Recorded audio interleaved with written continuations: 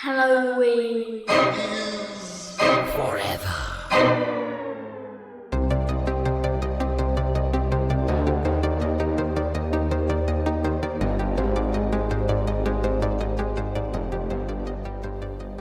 Steve, did you hear the one? Did you ever hear that about that Mexican serial killer on a train? You ever hear about that one? There was that big story. It was in the newspapers. You read the newspaper. I don't read the newspaper. He doesn't, guys. I know he doesn't read the newspaper. Nobody reads the newspaper. Yeah, there was this big story about a Mexican serial killer that was stalking people on trains. It was wild. Oh. Yeah, he had locomotives. Oh, wow. Welcome, boys and girls, to a fucking Minisode of Halloween is Forever. I'm Brian. I'm Steve. Locomotives? I Crazy, but also is a train.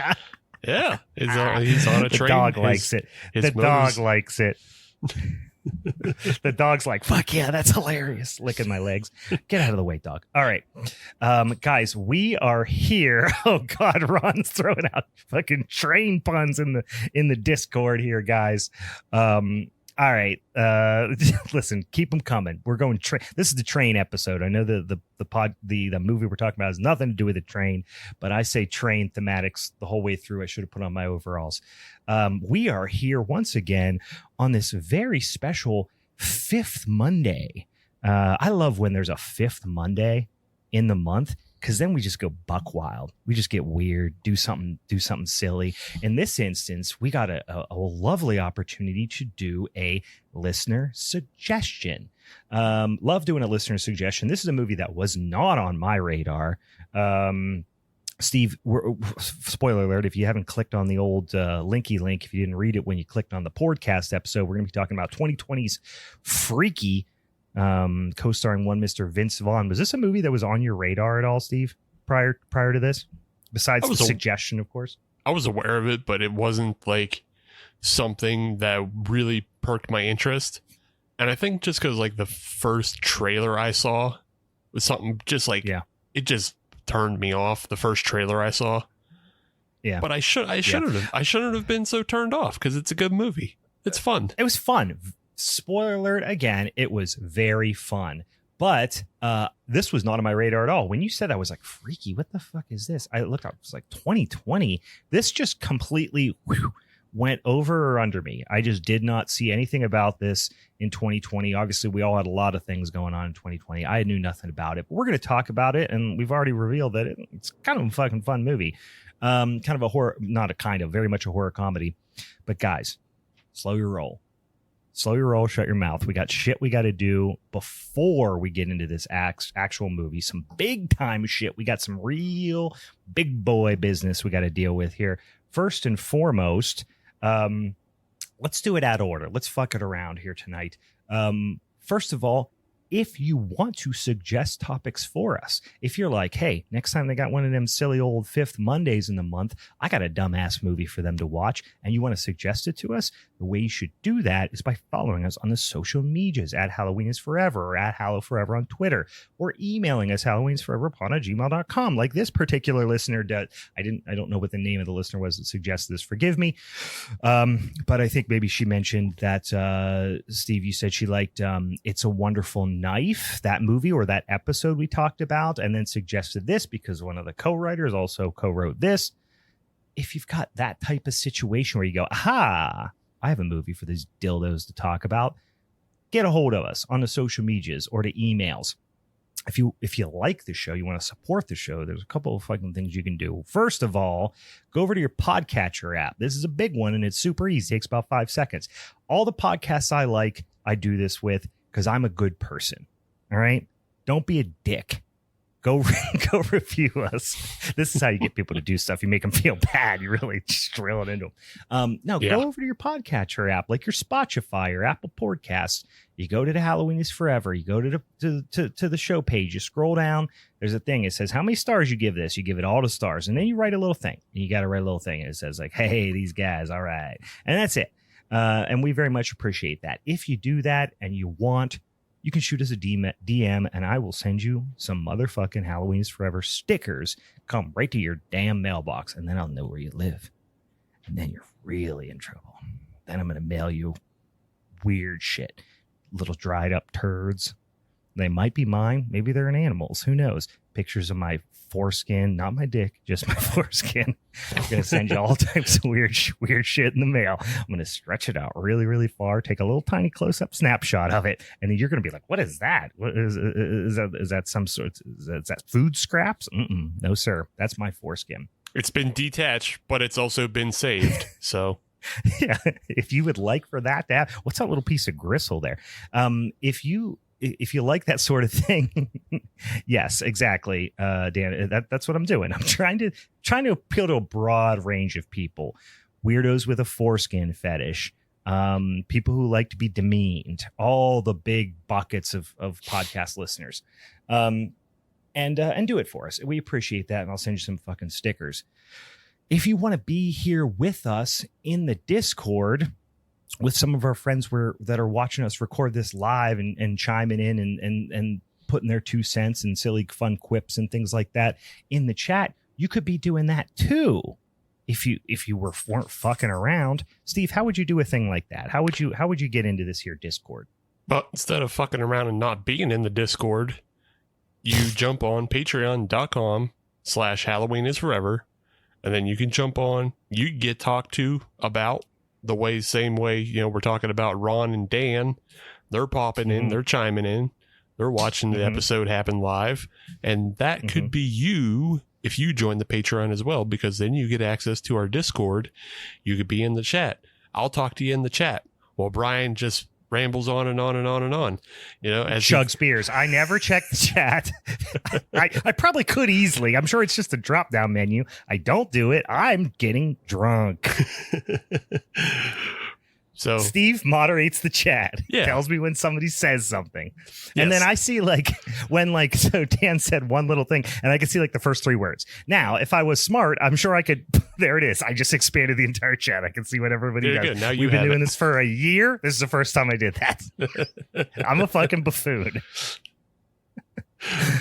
But yeah, you can be a part of all of this. And on top of that, you get a monthly exclusive podcast. And right now, we're at the tail end of our first series that we've done, which is Family is Forever, where I make Brian watch all of the Fast and the Furious films because he's never seen any of them and he hates them. And it's hilarious. Yeah. Yep. They suck really bad. If you like them, you have a smooth fish brain. We've talked about this a lot. But talking about them is genuinely very fun. So I would suggest you get on over there. And also, we've got a little thing happening, right? Where now that we're on the 10th Fast and the Furious movie, the next kind of Patreon exclusive podcast project that we take on is going to fall into your boys' corner in terms of what we're going to choose. So I've got a couple things that I'm considering. I've been delving into the strange world of right-wing evangelical Christian horror propaganda films, which is fun. And I like the idea, but I also have been dabbling with the idea, and actually Dan and I've been conspiring on IG as well, is we might just take this whole path down one of Steve's favorite movies, which is of course RoboCop for longtime listeners, but then go the whole way down the path of all the horrible. Not all of them are horrible, but it gets pretty bad in the in the RoboCop franchise, and all the other various RoboCop media that is not the original RoboCop. So I'm thinking about that. We're up in the air. We're up in the air. If you can I add something to this? And I'm sure. Just wondering if you had found it in your research, because I guess if you're gonna do RoboCop, in your research of doing the RoboCop thing, you found obviously there's Canadian made films and there's cartoons, but are you aware of the crowd? I don't want to say funded, but it's almost an art project. Yeah. Called Our RoboCop Remake. Yeah. Okay. I'm a little familiar. Okay. I'm a little familiar. I have not seen it, but I have okay. The Reddits have informed me a little bit Good. about it. All right. Okay. So it don't know a lot about it, but it is on my radar. Let's put Gotcha. it that way. Great. Good that you're aware of it. I think that's a good way. If you go down the route and we decide to do RoboCop series, I think that's a good way to wrap it up. Yeah. Is like if we start with the original RoboCop film and then do our RoboCop remake as the tail end for that one. But yeah, you want to hear so this is petty of me, but here's my concern. We're doing 10 Fast and the Furious movies. Right. And when Dan and I were chatting, it was today or yesterday or whatever, we were talking about, that's like, all these movies are fucking, most of them are 2+ hours long. Sure, yeah. Some of them are 2 minutes and 20 minutes long. Yeah. Times 10 movies. Yeah. Even if it's just a median runtime of 2 hours, you're still fucking around and ruining 20 hours of my life. Right. Yeah. And it's more than that because it's all the hours leading up to me dreading watching it. So for me to only throw at you like maybe 5 movies and a little bit of a animated series, I'm like, I feel like I'm getting my money's worth. You know what I mean? Yeah. I'll also say, like, I already told you, one, I like the original. Yeah. I've already said. As do I. Who doesn't like it? If somebody doesn't like RoboCop, they're not to be trusted. Exactly. But I also kind of like the second one for some parts. Yeah, well, that's why I said all the rest. When I almost said all the rest of them are trash, I was like, that's not true. The second one's actually good. And I think I like the second one and the third one. I know you hate the third one. I kind of think it's fun. Yeah. I think it's kind of fun. The second one is obviously a significant downgrade from the first. So this is the thing, is like, it's not bad enough. No, that's it's not part bad of enough. The reason too. I want it, and that's why I'm hoping some of this tertiary RoboCop media is really trash, but I haven't gotten to delve into it yet. It's trash, but like there's a charm to the Canadian ones, and the other part of it is I've seen almost all of it at this point, so it's not it's not like the Fast series where you haven't seen any of them. I'm not going to be shocked by any of this. I'm just going to be reliving it and going, yeah, that's pretty bad. I know. I just, again, I haven't come up with the perfect thing yet. I'm on board that the Christian stuff is going to be bad. That's going to be bad. Yes, I agree. I really like the Christian horror movie idea, but the problem is then I am just torturing myself too.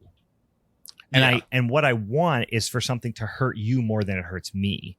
And that's tough because you just have a stronger stomach for this type of thing than me on average, I think. So, guys, it's coming to crunch time. We got to figure it out. Please, if you've got suggestions for something that's really stupid, hopefully it doesn't have to be 10 movies, but maybe it's a franchise, maybe it's a director, maybe it's just something that you're like, this is so much worse than you realize. Please. And it doesn't even have to be horror. Again, we're doing fucking Fast and Furious. But so I've come up with some ideas. Nothing has really nailed it down for me. I have about a 5-hour drive on Friday that I'm just planning on just like, this is my time to figure this out, right? This is my time to really get the old brain juices flowing and try to figure this out. All right.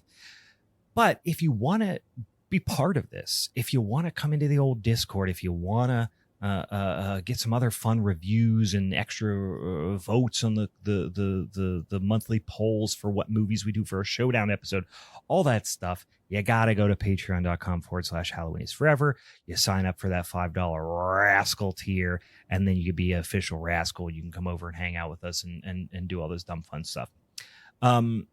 Let's get into the showdown episode as well. Actually, you know what? Let's do a beer. Let's do our beer here first. Steve, what do you? I always make you go first. How about I'll go first this time? I always make you go first when it's just the two of us. I am doing a beer from a brewery that's not going to be surprising, but a beer that might be surprising for you. I don't know if you heard of this Burgers Brewing Company here in beautiful Pittsburgh, Pennsylvania. They got a location out here near me. I drink their beers all the fucking time. In fact, I have been accused of just riding their dick constantly because the only beers that I drink on the show are like fucking Keystone Light and theirs. But here's the thing. I'm at a place in my kind of beer journey, if you will, where I know what I like and I don't venture too far out. And shame on me for that being the case, but that's kind of where I'm at. Also, I will mention I'm on a little bit of a weight loss kick here. So I'm down about 20 pounds, which I'm feeling pretty good about. I'm trying to lose another 20 pounds. So I'm on a bit of a weight loss kick. I've been exercising. So I haven't been drinking a ton of beers, except for like maybe I'll pick a night a week and go, hey, Joe Bob's on, right? I'm going to get all forked up, right? And drink myself 10 beers, which I'll do, right? But for the most part, throughout the week, I'm not drinking a bunch of beers. But Burgers is close. And here's the thing. And I've actually been to more breweries in the last like probably 6 weeks than I have in the last 2 years combined, because I just have other stuff going on at events and shit. There's a lot of breweries that suck ass, just suck ass royally. And I hate it. And I'm sorry to say it, but good God, breweries that shouldn't suck, that do suck. Or it's just like, hey, when you buy one of their beers, it's a coin flip that it's going to be fucking drinkable and not a fucking diacetyl bomb or another, just some horribly made beer. And when I find a brewery that makes consistently really great beer, I'm going to fuck with them, especially if they just happen to be like one of the closest breweries to my house. So that's why I drink Burgers beer all the time. In any case, I am drinking something a little weird here that you might not expect. I will say I just chugged a Pils, a Deutschtown Pils, which are their German Pils, which is fantastic before this. But I am drinking, Steve, it's a hazy India Pale Ale. Oh my gosh. Called Nickelodeon. And I went over to get some beer today. I grabbed some 4-packs and was talking to my dude down there who's a server, has been there for a long time. And I said, what's the deal? Because I texted Neil, who's the owner and brewer, and I said, what I got to come get? Because I know I'm going to get my Pils, I know I'm going to get my Helles, and I know they got a Doppelbock that's tremendous that I've been drinking on draft. So I'll grab a 4-pack of that. I said, what else do I need to get? What else do I not know about on here that I need to get? He didn't answer me because he was jerking off or whatever, acting like he's working. But my dude at the bar said they just canned Nickelodeon today. Go grab yourself some of that. So I grabbed a 4-pack of it, and it's fucking banger. It's fantastic. It is like dank strawberry candy, pink lemonade, and fucking like I don't know, just like strawberry. What it smells like is strawberry Mentos candy. Oh wow! Mixed with like weed and pink lemonade. It smells fucking tremendous. It smells fucking tremendous. It's like there's definitely, like, as it warms up, there's a little bit more of that like mango papaya type of like overripe mango type of dankness in there, but and I don't even like a hazy IPA, but this is also 6.6%, so it's not that big, and it's fucking great. I mean, they just make good beer. So I've actually been fucking with some IPAs lately. I like IPAs. I usually don't fuck with the hazy IPAs that much, but you know what? Maybe it's that time of year. I don't know. This is fantastic. It's supposed to be getting nicer out, but it isn't, because we're under a freeze watch today as we record. I know. I'm going to a baseball game tomorrow night, and it's like I'm probably gonna wear a fucking winter coat. Hell yeah. Because it's going to be 49 degrees. But what are you drinking on? It's funny because we're sort of synced up in that I'm also still drinking the same brewery that I drink all the time, like you. But mine is Abjuration. So I'm drinking Abjuration. But listen, they make obviously good versions of those types of beers that you like. Yeah. Which is to say wacky shit. Yeah. So. But. Similar situation. Yeah. We're on the same style. Oh, all right. Because I picked up their Pink Boots IPA. Oh, yeah. I don't think I had any Pink Boots with whatever the Pink Boots hop blend is this year. I don't think I had any beers with it this year yet. Yeah. So it's it's the Pink Boots blend. They also added Cryo Simcoe and more HBC 638, which is in the blend already. So it's like the experimental one. And then like there's Idaho 7 and El Dorado also in that blend. And another one that I've never heard of, I assume it's relatively new, but it's called Ottenham. So Ottenham is an old school hop variety. That's an old one. Okay. Yeah. Ottenham is one of those like so sexy, so unsexy, nobody uses it anymore. Okay. Hop varieties, which I personally fucking love, those types of hop varieties that like nobody gives a shit about. Like I actually went on this is the kind of dildo I am. I went on a tear for a while where I was brewing single hop Pilsners. I was just doing my same Pilsner, German Pilsner, but I was doing single hop versions. And I did the same thing with my best bitter recipe. And I did an Ottenham one. I did a Challenger one. I did a Mount Hood one.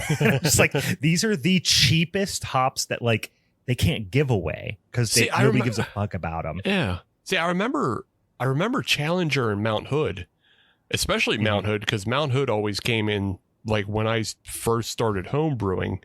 Mount Hood was always in like the porter and stout, pre-made kits. Mount Hood is just Tettnang grown in the Pacific Northwest. So it is different, but it's a noble hop. It's basically they took a noble hop and said, let's put it in this, completely different, soil environment. It has, the terroir. It's a Tettnang. It has a little different terroir. It has the terroir. It has the terroir of the Pacific Northwest. I'll tell you what, though. Here's how I got all boned up on this idea of doing unsexy hops.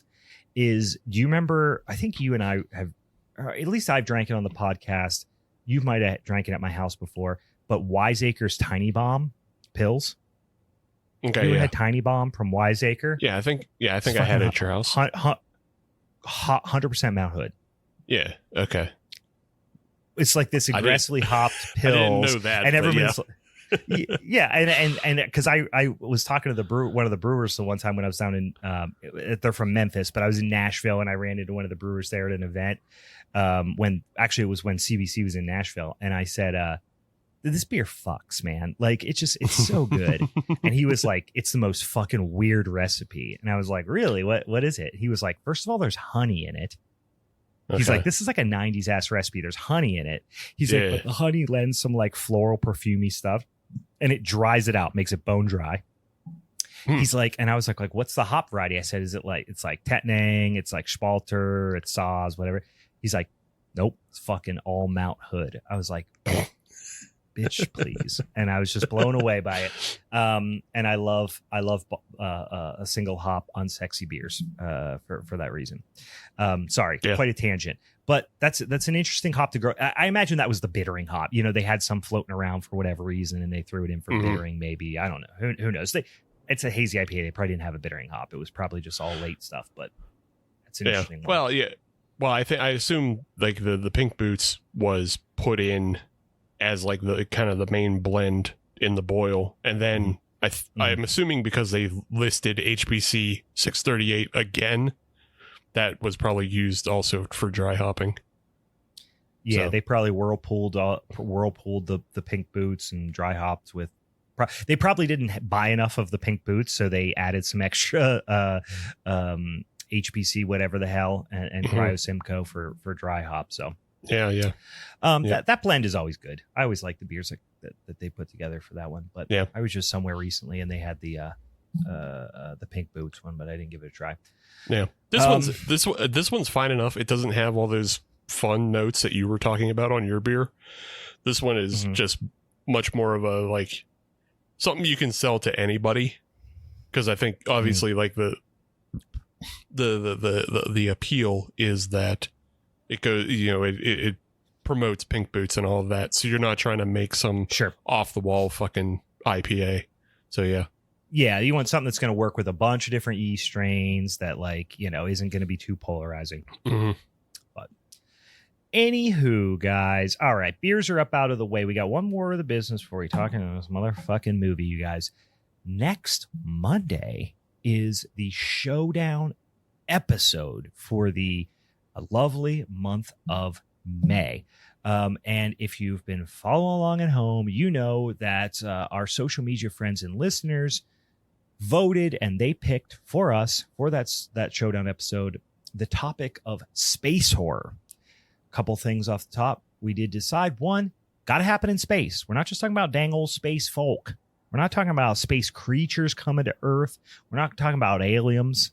We're not talking about dang old space Frankensteins coming down to Earth and marching around. So this shit got to happen in space. Yes, my dude. It's got to happen up in the space. Second of all, we did put some Meg rails around it. And the Meg rails for this episode are, we have decided to steer clear of, we said the Aliens franchise, but really we meant Alien and Aliens. Feel free to do any of the rest of them. Yeah. But just no Alien, no Aliens. Because we kind of collectively agree that those are just fucking monster flicks that we that are, you know, objectively going to be really difficult to beat. That being said, your boy did take home that Son of a Bitchin' championship strap for 2 months running, I believe. So I get to pick the order in which we choose the movies. I will preface it by saying this. We always do deliver some grace and allow our guest to go first. So I will allow the guest to pick, and I don't know what the guest has picked. So I do have some backups, but I will say, we talked about this last week, but we were very vague. And I said, hey, I got a movie that I think is going to be kind of fun, that I'm going to pick that's not expected. And then I've got a backup that's a little bit more expected, if you listened to last week. Well, that movie that was my unexpected one, which I was feeling real strong about, I watched it again after, God, I haven't seen it in, I don't know how long. It's been at least 6 or 8 years. And I was like, this ain't that great. And I don't want to pick it. And my opinion has changed on this movie that I really thought I liked the last time. So this has taken my front runner out of the picture. So I now have my backup, which is a little bit more predictable. And then I do have a couple of backups as well. So I'm going to say, Steve, go ahead. Do you want to reveal what that original first pick was? Yeah, I will, because no one else is going to move. So I had I think it was more nostalgic than anything, right? And it was also like the cast a little bit, because I really like I remember thinking this was a fun, wacky cast. So the movie is from 1980, and it's called Saturn III. Have you ever, like I said, have you seen it? But it also won, like Farrah Fawcett was nominated for Razzies for it. So yes, she's horrible. So this is the whole thing. I thought it would be really funny, because I remember it being a fun, wacky movie that, you know, I'll cut to the chase here in a second. I was like, fun, wacky movie, but with also really funny, stupid moments that would be fun to talk about. And if I lose, I lose. Like, that's kind of what I thought. But then I watched it and I was like, no, this is kind of dog shit. And I don't know why I thought I liked it. It's got Kirk Douglas in it. It's got an old ass Kirk Douglas in it. And he's like this old, what did Meg used to call sexy old guys? I can't remember the term. Zaddy. So he's giving Zaddy vibes. Yeah. And so I thought that would be more funny, but then I watched it again and it's actually more creepy than anything. And then it's got Harvey Keitel, which is the best part of the movie. But then what I remembered of the quote unquote monster, which is a dang old like robot, I thought it was really cool, but it's not. It sucks. And Farrah Fawcett still sucks, but it's hilarious. It's still an enjoyable movie. But anyway, I watched it, and then I watched it back to back the other night with Logan's Run.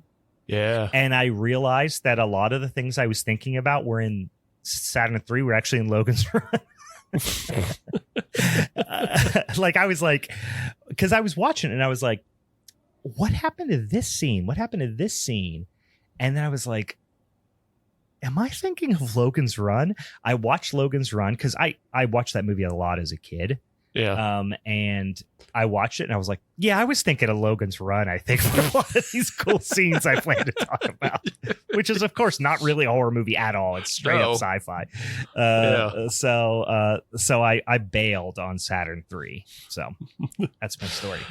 Fair enough. All right. So you're gonna let our guest pick, and I will, but I'm nervous. Because there's a big drop off for me after this. But all right, fair enough.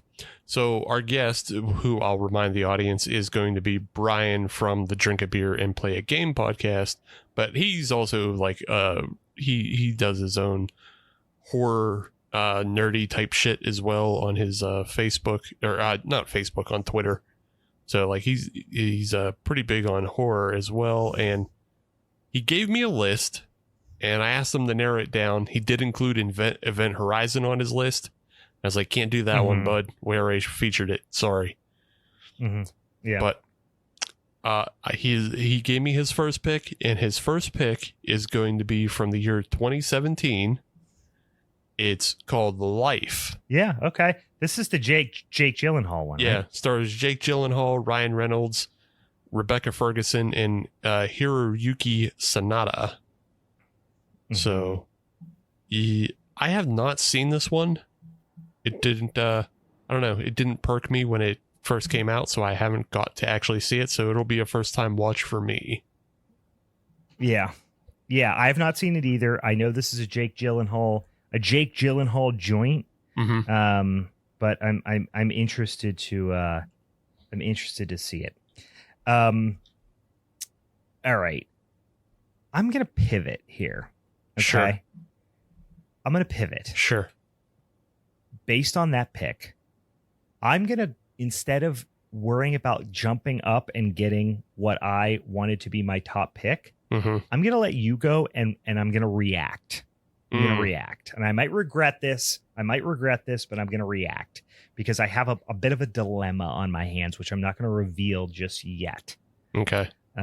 So you tell me what you tell me your pick, and then I will go. Yeah. And then we'll go from there. Okay. So I was kind of in the same dilemma, and I was originally expecting to react to you, but because I don't have a react, I have to take action. And so my take action pick is to appeal to the guest. Okay. And he comes from the Drink a Beer and Play a Game podcast, which is about video games.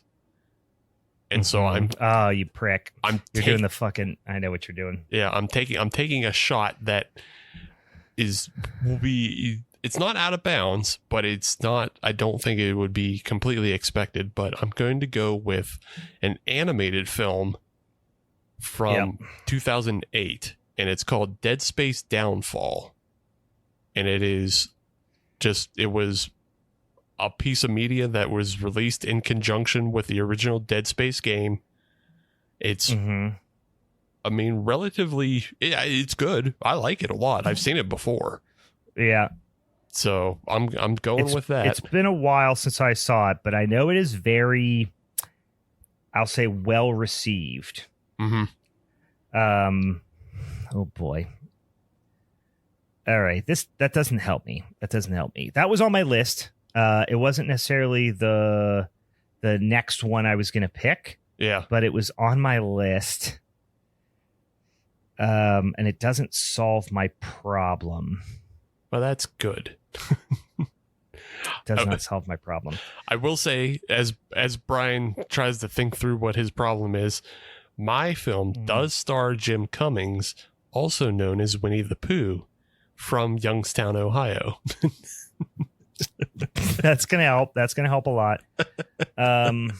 So one of the movies that I was considering picking, I have not seen yet, which is very risky picks. Very risky. Okay. All right. I'm gonna take a dive. This is a. I'm not gonna do a movie I've never seen before, but I haven't seen this in a while either. All right.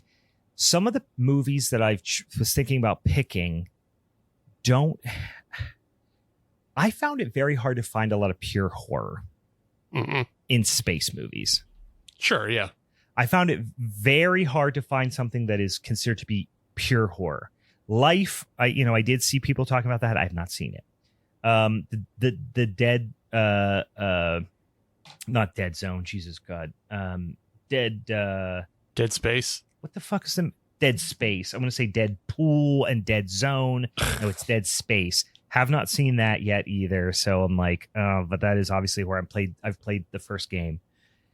I'm going to pick a movie from 2011.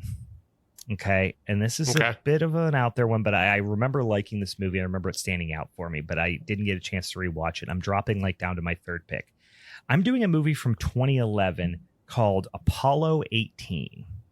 Oh, okay. I don't know if you've seen this movie, but I remember. Yeah. Yeah. So that's what I'm going to do. And I actually think it's probably not the strongest movie of the ones I have remaining on my list. However, it is decidedly horror. So that is big. That is big. The other one and you might have saw this. It's called Aniara, I think. It's a Swedish movie from 2018. Okay. It's supposed to be fantastic, but I've never seen it, and I don't know if it is strictly horror. Like, I read a little bit about it without spoiling it for myself, and it doesn't seem like pure horror. So that was a tough leap of faith for me to take. I was thinking about doing Sunshine from 2007. Same. It doesn't feel like strictly horror. It's not. I know. It's good. It's a really good movie, but it doesn't really turn into a horror until like the last, maybe the third act, I would say. I was going to say not even that. It feels like it's the last 10 minutes. So, it's something, but it's a fucking great movie. But I knew you were going to attack that if I went for it. I actually thought you were going to pick that, to be honest with you. It was on my list. I thought you were going to pick Sunshine. Depending on what you picked, I would have. Yeah. So we're going for Apollo 18. So as a recap, boy, that was a tenuous pick, you guys. I'm stressed out. Am I going to be able to three-peat it? I'm feeling very sketched out about it, but I've not seen either of your movies. I'm going to do Apollo 18 from 2011. Brian from the Drink Beer and Play Game podcast. He's going to do Life from 2007. And then Steve is going to do Dead Space Downfall, the animated feature from 2008, which I'm excited to watch because I in my research saw a lot of people digging on that one. So there's another one of those Dead Space movies, but I think that one's more connected to like bridging the gap between Dead Space 2 and Dead Space 3, whereas I'm pretty sure Downfall is just like a prequel to the entire thing, and you don't need to have played any of the games or anything. Like where the infection breaks out, or the fucking space virus, whatever the fuck it is, breaks out.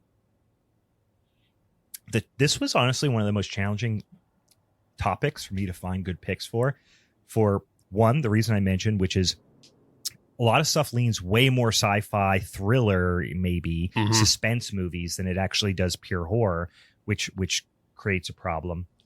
And the other thing that I noticed is I actually hadn't seen a ton of the movies out there that people think of as like the big. I mean, besides Alien, like I've seen all the Aliens movies, I've seen Event Horizon, like a lot of the other ones, like there was a huge drop off from like the big tentpole horror to, B tier level stuff. Cause we'd done Event Horizon, obviously, which is like, besides Alien, that's gotta be the next up pick. Right. It's up there. Yeah. And then it just dropped dramatically. Yeah, and like we've also done Screamers, and we did Life Force. Oh yeah, and we did Screamers. So we did Life Force. Yeah. This is going on in the chat right now, though.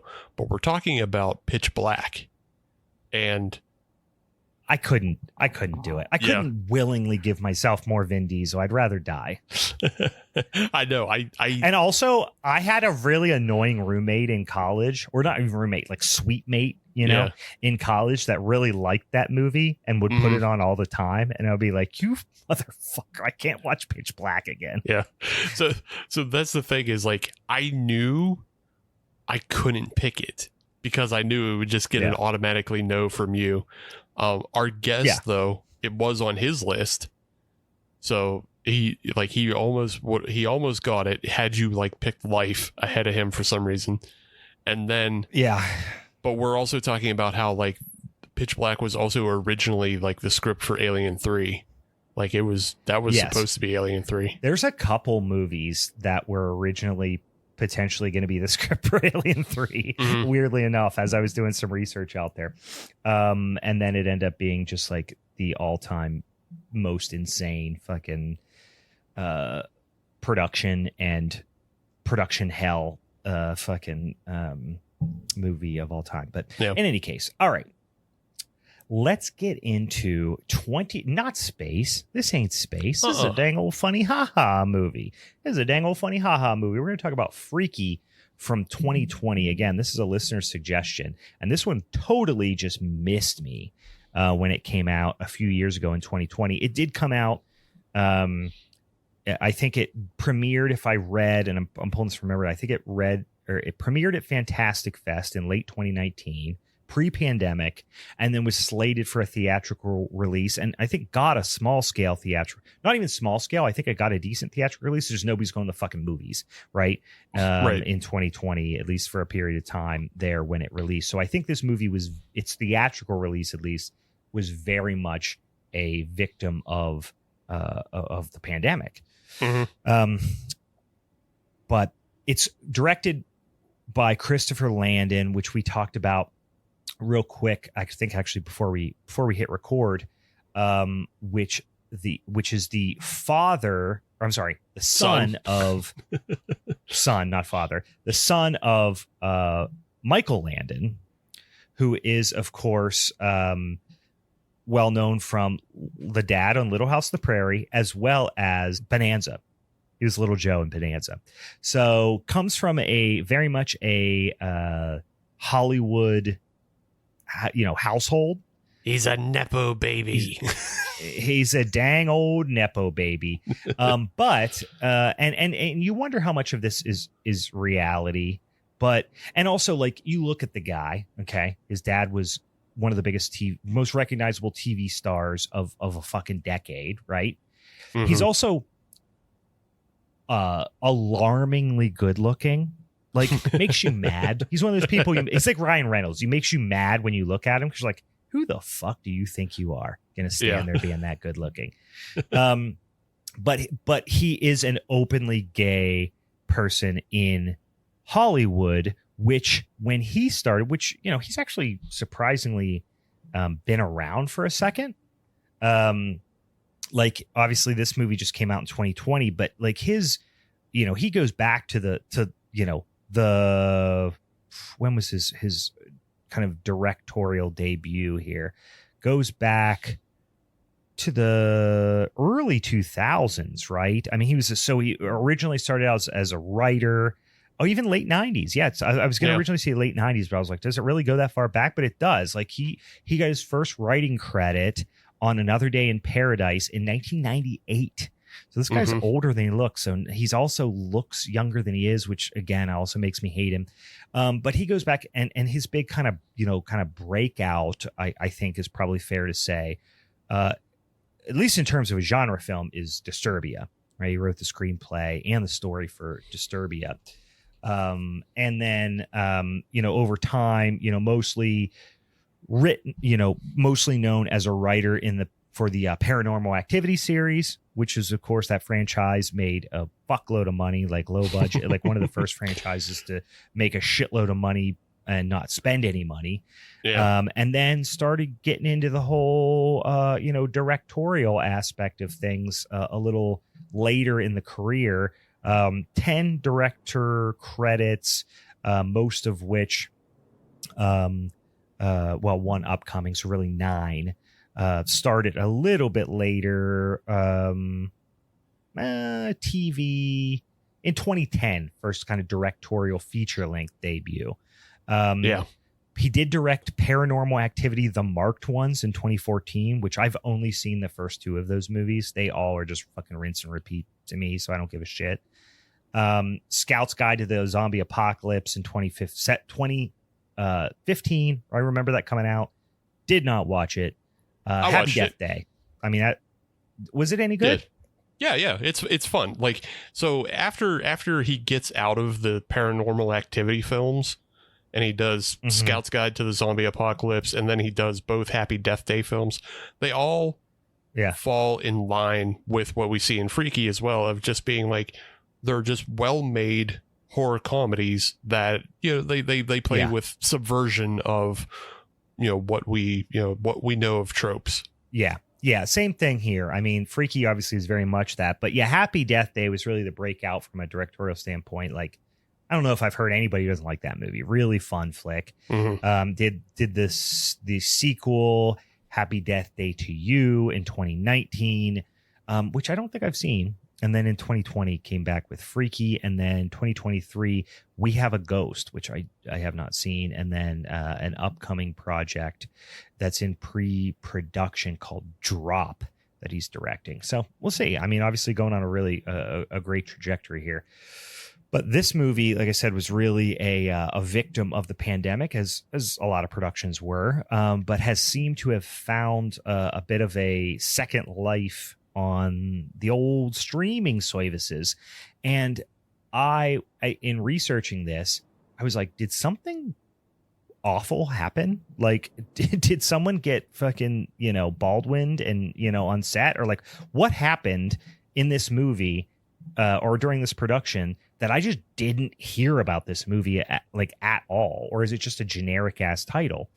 And that must have been it, because there's not really anything besides the pandemic, of course, that happened. And overall, it's like, oh yeah, this movie's pretty well received and like did pretty well in streaming, and like, didn't have a very good, had a poor theatrical release, but that's because of the pandemic. And I'm like, fuck, it just missed me. Yeah. I think it's literally just because of the pandemic, and then like just the way it came out, I don't think it had good marketing. And then a studio is never going to put extra marketing in after a film is doing kind of bad. You know what I mean? Like, they're not going to go, oh wait, this fucked us up, let's throw more at it to try and get the money. But they're not going to do that. So they just, they released it like in November of 2020. And then it was on VOD by December 2020. And they're just like, hope for the best there. This is where you live now. Do your best. Yeah. Right. And apparently it's found a bit of an audience there. So it stars Kathryn Newton, who I've seen but didn't know what I knew her from. And I still kind of don't know what I know her from, because her biggest credit by far is Ant-Man and the Wasp, one of the Marvel movies, which I certainly haven't seen. Right. Big Little Lies, which I'd rather die. Pokemon Detective Pikachu, which I would probably watch but haven't, and I heard it was stupid, but it might be good. Sure. I like Pokemon things. Yeah. And then I haven't seen Lisa Frankenstein yet, so I'm like, what the fuck have I seen this person in? Because I have no idea. Yeah, I still have no idea. Paranormal Activity 4. Nope, only watched the first two. So I did not watch Halt and Catch Fire. I just don't know what I saw her in. Yeah. I didn't watch Lady Bird. Like I haven't seen anything. There is a movie on here called The Martial Arts Kid, which better be a parody of The Karate Kid. You'd hope. She was in one episode of Mad Men. Is there a realistic chance that I caught her in one episode of Mad Men? No way. It's not possible, because that it was 10 years ago, and like she wouldn't even look this. Yeah, exactly. Yeah, she wouldn't even look the same. She was a child, I'm sure. Yeah. So it's funny because like I've seen, maybe it's 3 Billboards Outside of Ebbing, Missouri. Maybe you saw her in that. Did I watch that? I don't know. It's a good movie. It's a Coen Brothers movie. It's a Coen like. It's not okay, because it does star. I have seen it because I had it in my head. It was a Coen Brothers movie. Yeah, because it does star Frances McDormand and Sam Rockwell. So it's very possible. Yeah, I did see that. Yeah, so that might be it. But like, it's funny because I've seen that Ant-Man and Wasp movie, and just completely did not even fucking remember she was in it. Like, just I completely blanked that film out. But I did see Lisa Frankenstein, and that's fun. It's a fun movie. I suggest everybody go watch it. It's I think it's out on Blu-ray now and everything. And then she's also in Abigail right now, which is getting a lot of good positive reviews. So, yeah, she seems to be on quite an upward trajectory. Same thing with Celeste O'Connor, who plays Nyla in the movie. She's in a ton of big stuff right now. Misha Osherovich, she's in a good amount of like there's a young up and coming cast, and then certainly the person who absolutely steals the fucking show is Vince Vaughn, which I'll be honest with you, and maybe this is unfair, I thought Vince Vaughn was fucking donezo. Like, I was like, last couple things I saw Vince Vaughn, like Vince Vaughn was Vince Vaughn and Will Ferrell could do no wrong when I was in college, you know what I mean? In the fucking early mid 2000s, 20 years ago, they could do no wrong. But the last couple of things I saw Vince Vaughn in, I was like, this is cringy. Like, he's just phoning it in. He looks like just the definition of a washed up, jaded comic actor that shows up for a paycheck and is like, go fuck yourself, you know? But apparently not, because he fucking does it in this movie. Like, he's honestly the 90% of the reason I like the movie, to be honest with you, probably. Yeah. I mean, he's fucking hilarious in this film. Did you see like Dragged Across Concrete or Brawl in Cell Block 99? No, his serious roles they tried for a second. No, I did not. I saw a couple of his like comedies from like, at some point earlier in the last, middle part of the last decade, maybe, and just was like, I can't deal with any more Vince Vaughn. You know what I mean? He's just playing Vince Vaughn in every movie. And I kind of gave up on him. But Fred Claus didn't do it for you. Oh my God, Fred Claus. People like that movie too, but Fred Claus is unfucking bearable, and he actually tries in that movie, but it's unbearable. Yeah. But shame on me, because he fucking is hilarious in this movie. He brings it the entire time. So I was looking at my research. I was like, this movie. So it's called Freaky. Obviously, it is a horror slasher parody of Freaky Friday. Which I don't know the years off the top of my head, but there's the one going back to the 70s, right? And then there was the remake with Jamie Lee Curtis and Lindsay Lohan, right? Those the other. That's who was in the more recent one in the 2000s. Anyway, this is a horror remake of that, where a victim and a serial killer do the whole Freaky Friday body mind swap, consciousness swap, whatever. Which in and of itself is like, okay, that sounds kind of cool. But then I realized they are really biting hard on the whole Friday the 13th thing, so much so that they use the same font, and they actually count down the days in the movie from like Wednesday the 11th to Thursday the 12th to Friday the 13th. And I was like, this clearly was supposed to be called Freaky Friday the 13th. And they just couldn't get it cleared, right? They couldn't get the rights to say that.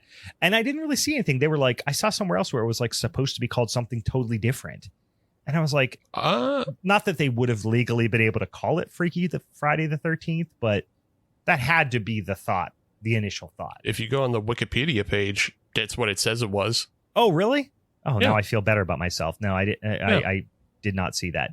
I saw something else it was supposed to be titled. In any case, yeah, I mean, it's supposed to be Freaky Friday the 13th. So Vince Vaughn plays the serial killer, and Kathryn Newton, and he doesn't have a name. He's just the Butcher. Yeah, or the Blissfield Butcher, which is the name of the town they live in. So I wrote this is called, Freaky from 2020, aka How Millie Got Her Groove Back. So this is all about this high school girl who's kind of picked on, maybe completely inexplicably, we'll talk about it, and is going through a lot of stuff. Her dad died. Her mom's, struggling with alcohol, and her sister's she's got a a couple cop. of good friends. And her sister's a fucking narc right off the bat. But also she's figuring it out. She's figuring it out.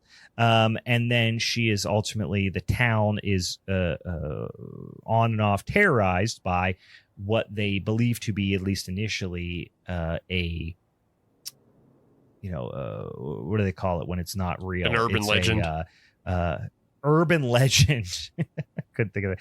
An urban legend, which is the Blissfield Butcher, who comes back and kills periodically or whatever. So which, as you might imagine, is played by one Mr. Vince Vaughn.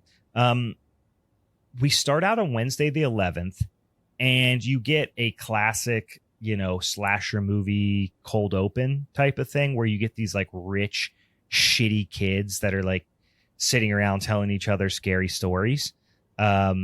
And they're all like very stereotypical. They're just like drunk, getting stoned, fucking doing the whole 9 yards. And they're talking about the Blissfield Butcher and like, hey, it's real. No, it's an urban legend, whatever. And there are some things, this movie, I will say, and I will give it some leeway, it does not, it's very tongue in cheek. Yeah. It doesn't take itself seriously. It is comedy first, horror second, but they bring the gore. Mm-hmm. They don't bring the scares. And there's never anything remotely scary, but they do have some decidedly gory scenes.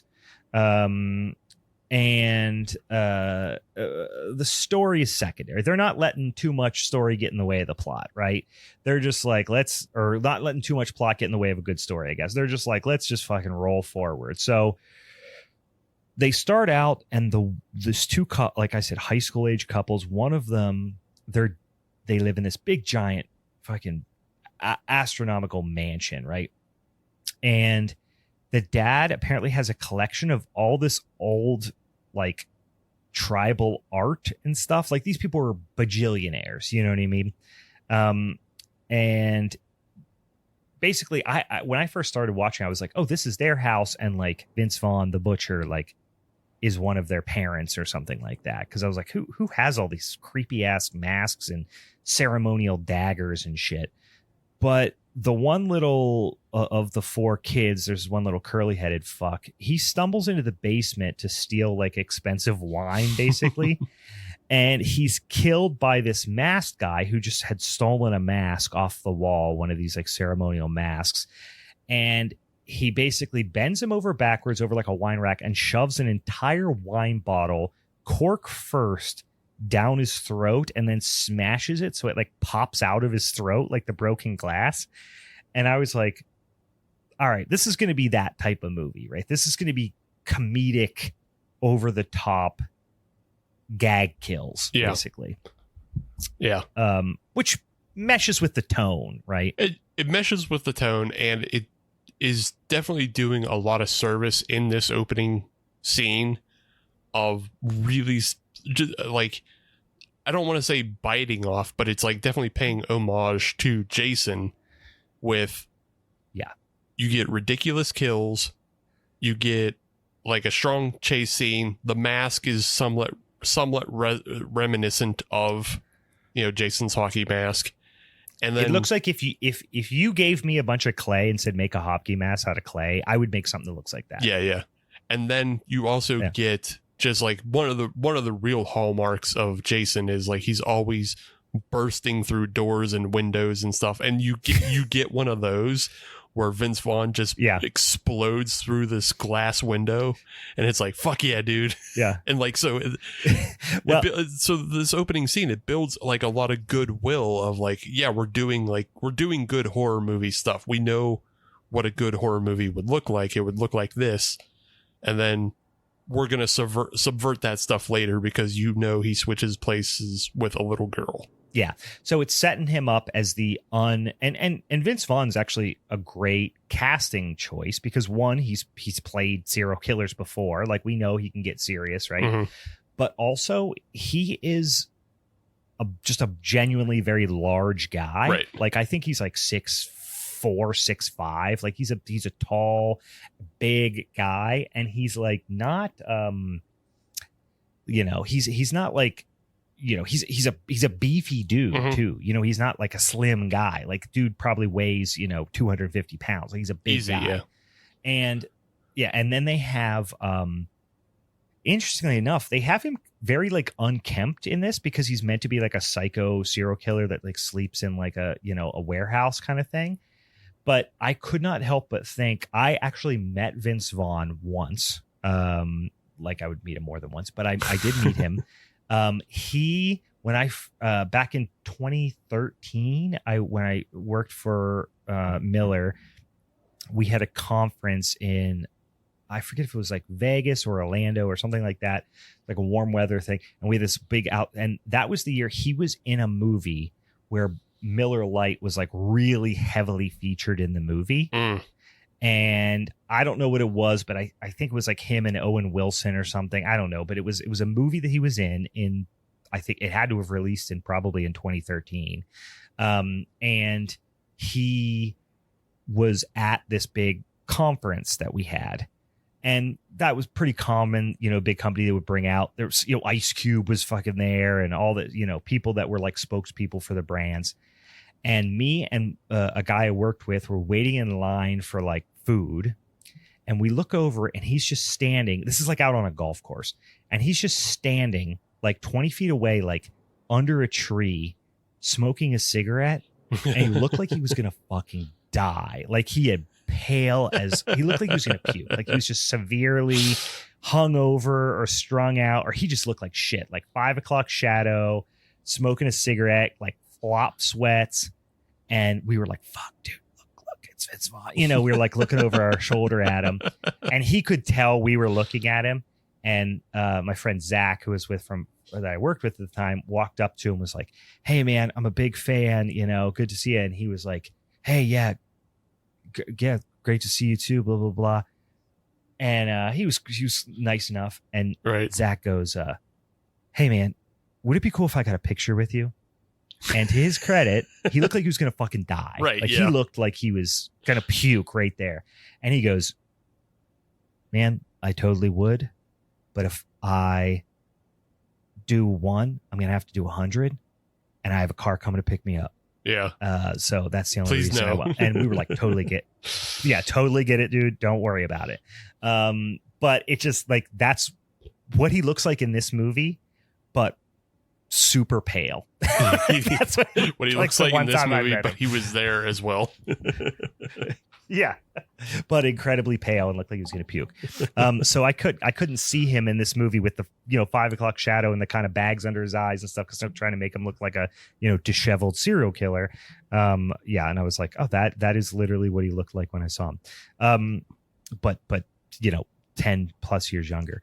In any case, he tears through these fucking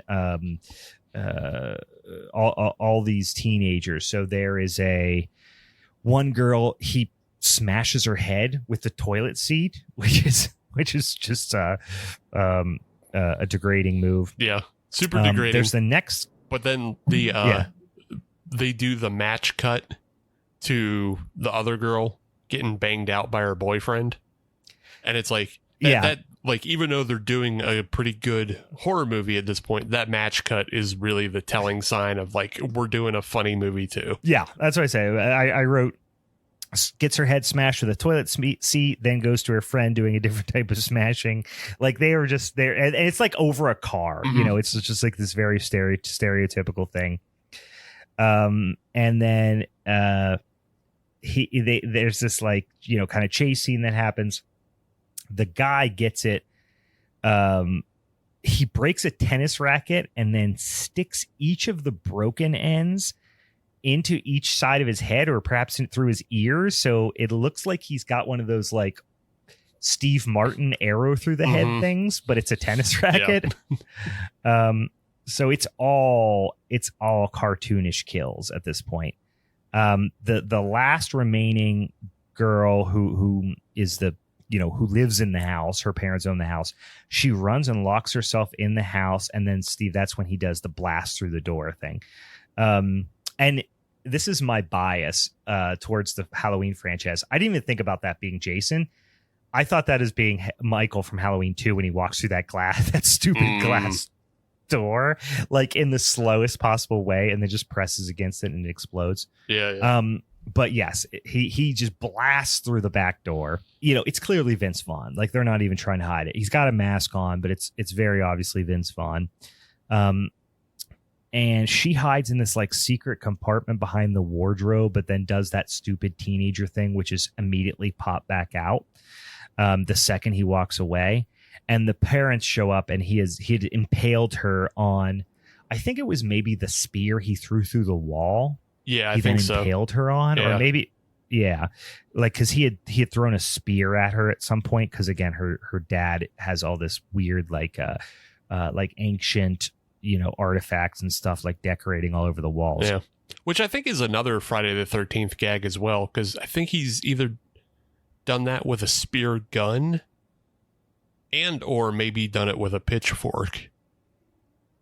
And for sure done it with the machete. So like, I just think it's a recurring thing that's happened. Yeah, I was going to say, I can think of at least 3 times where he has murdered people with all of those things. Maybe not the spear gun. The spear gun was an isolated incident, but so Vinny himself takes this like kind of ceremonial dagger, right, that he has. It's this very like ancient looking ceremonial dagger with like these little, I'm gonna say ruby looking stones in the handle. And then you jump into Thursday the 12th, and you get introduced to Millie. And then we had mentioned her sister, who's a cop, who's Charlene. They call her Char. And then their mom. And Char's the oldest sister. Like I said, she's a cop. She's trying to stop the mom from being like overprotective of Millie, basically. You learn pretty early that the dad died. It's like, remember when dad died? And they're like, yeah, that sucked. Like, it's very unceremoniously like introduced, but the dad is dead. And Char has kind of like, she's just kind of like, she's going to be the strong one for the family kind of thing. Mom's struggling, and then Millie's just being like, I'm the good kid. I'm going to stay home with mom. I'm going to go to, she's going to not go to her prom because she's going to go to a production of Wicked with her mom, and then they get the idea that mom is drinking again, because I think it's Char who opens up the trash can. There's like an empty bottle of wine in the trash can. Yeah. And it's breakfast time. And it's a bottle of Chardonnay for breakfast. Yeah. So she's been drinking. And so there's a little bit of something, a little tenuous there as well. By the way, is Blissfield the town from Gremlins, aka the town from isn't it the same town as they shot another big movie in? But when they're in that like town square, I was like, that's Gremlins. I'm pretty sure that's the same town where they've shot a lot of movies in that town. I might be totally wrong, but it looked very reminiscent of that. Huh. I don't know. I couldn't find anywhere in terms of where they shot it. But boy, howdy, it looked very much like that. Yeah. I don't know. I could be totally wrong about that. We get introduced to Millie's friends, Nyla and Josh. And then Booker is her love interest, is Millie's love interest. So that's the kind of teen gang that you're going to get introduced to. There's a villain that you get introduced to in a moment, which is has the most infuriating name I've ever heard. But Millie's dad, we said, died a year ago. And did they ever say what happened to him? I did not write it down. I don't Not that I remember either. I don't think they ever say. It doesn't play heavily into anything. No. I just didn't. I couldn't recall. No, it's definitely like just more of a setup to set up the fact that like Millie's just kind of down and unconfident in herself and like depressed all the time, and then her mom's a fucking bum ass drunk. So it's just a setup that her life isn't good. Things ain't great right now for Millie. We introduced to Ryler, and I was so infuriated by the name Ryler, which I assume is spelled Ryler. It's like Tyler and Riley mixed. Yeah. It's Ryler. I would assume that is a joke name. It's gotta be. But if I ever meet a kid named Ryler, I'm gonna front kick that child right in the chest. And then like this group of bullies just immediately start fucking with Millie. Like about her clothes for no reason. By the way, Millie is like extremely attractive young woman. Yeah. You know what I mean? Like, so it's very unrealistic. And again, you know, you can kind of say, oh, this is like a trope. Oh, 80s movies, they just like put glasses on a person. They're like, you're not attractive. But like, it really truly feels like they're picking on her for absolutely no reason. Same with the shop teacher, which I actually saw two different names for him, because I think on IMDb his name is Mr. Fletcher, but then they call him something different at some point. I don't. It doesn't matter that much. He's kind of a minor character, but he's a real prick. Yeah, and he's played by a recognizable actor. Let me see here. He's played. I can find him. I forget his fucking name in Ferris Bueller's. Alan Ruck. Yeah, Alan Ruck. You'll know him specifically from Ferris Bueller's Day Off. He plays Cameron in that. He's Cam. Yep, he's Cameron from Ferris Bueller's Day Off, but he has a Fu Manchu in this movie. Yeah. And he's great. He's great. He's great in everything he's in. I mean, he plays in a real great stuff. jerk. Yes, and so actually on IMDb his name is Mr. Bernardi, but then I think it might have been on Wikipedia his name is Mr. Fletcher. I don't know, it doesn't matter at all. Yeah. But he's this like asshole shop teacher, right? And he's just a giant dick to Millie for no reason. Like he's just like, oh, you crying? Your dad's dead. Like he's just like such a prick to her. And he's just tearing into her. He's like, you got to present your woodworking project. And she's like, oh, you said I could do it next week. And he's like, well, too bad. Do it now, bitch. Yeah. Like, what? No, that's not how projects work. Not at but all. That's how it happens. Yeah. And then just as he's like berating her, he's like, everyone in the school gets a simultaneous news alert on their phone that there were killings in town and these high school kids got killed. So all this high school drama basically ensues for the next, like, I don't know, 20 minutes. It's the night of the homecoming game. Millie is the mascot of the Beavers, which is the mascot for their high school, the high school team. So at the homecoming football game, again, she's just getting teased for no reason. Like people from the crowd are like, fuck you, Millie. She's like, like there's no reason for it. It doesn't make any sense. So the football players are like, you're an ugly bitch. And she's like, why? Why? Not me. I can not me. Why me? I can understand picking on the mascot just to pick on the mascot. That makes sense. I know, but it's like it was during the day. It's like your dad's dead. I know. You bitch. I know. Like, yeah. People are just over the top. I will say though, this mascot costume is, I swear to God, it's got to be the same costume that's used in hundreds of Beavers. Oh, I haven't saw it yet. I've heard nothing. You were raving about it. I've heard other bunch of people were like, "This is the funniest movie I've ever seen." Like, people are obsessed with that movie. Yeah, I swear to God, it's the same costume. Yeah, now I will have to watch. That might be a tonight watch for me. But yeah, so mom, so the game's over. She has a little heart-to-heart with Nyla and Josh, her friends, and they're like, you want to ride home? She's like, no, my mom's coming to pick me up. Don't worry about it. She'll be here any minute. Okay, so they leave, and then everyone leaves. And then the stadium clears out, and she's still sitting there on the bench. and she's calling her mom, and her mom's not picking up, and then her phone dies.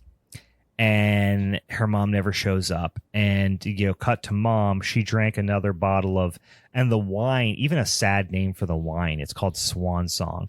So they show her on the show. She drank another bottle of wine and fell asleep on the couch and forgot to pick up Millie. So Millie's sitting there. She's like, fuck, what am I going to do? I don't have a phone. No one's here. So actually at that moment, before her phone dies, her sister, the cop, calls to and she's trying to explain that, oh, hey, I found mom. She drank too much, whatever. But the phone dies before she can tell her, hey, come get me at the game. But I'm like, wake up your drunk mom and ask her where she is. But anyway, they there's a delay there. So she's just sitting there on the bench, and there's a dang old murderer. Old Vinny the murderer is standing in the parking lot with his weird, fucking ceremonial mask or whatever it is, and a chase ensues pretty quickly.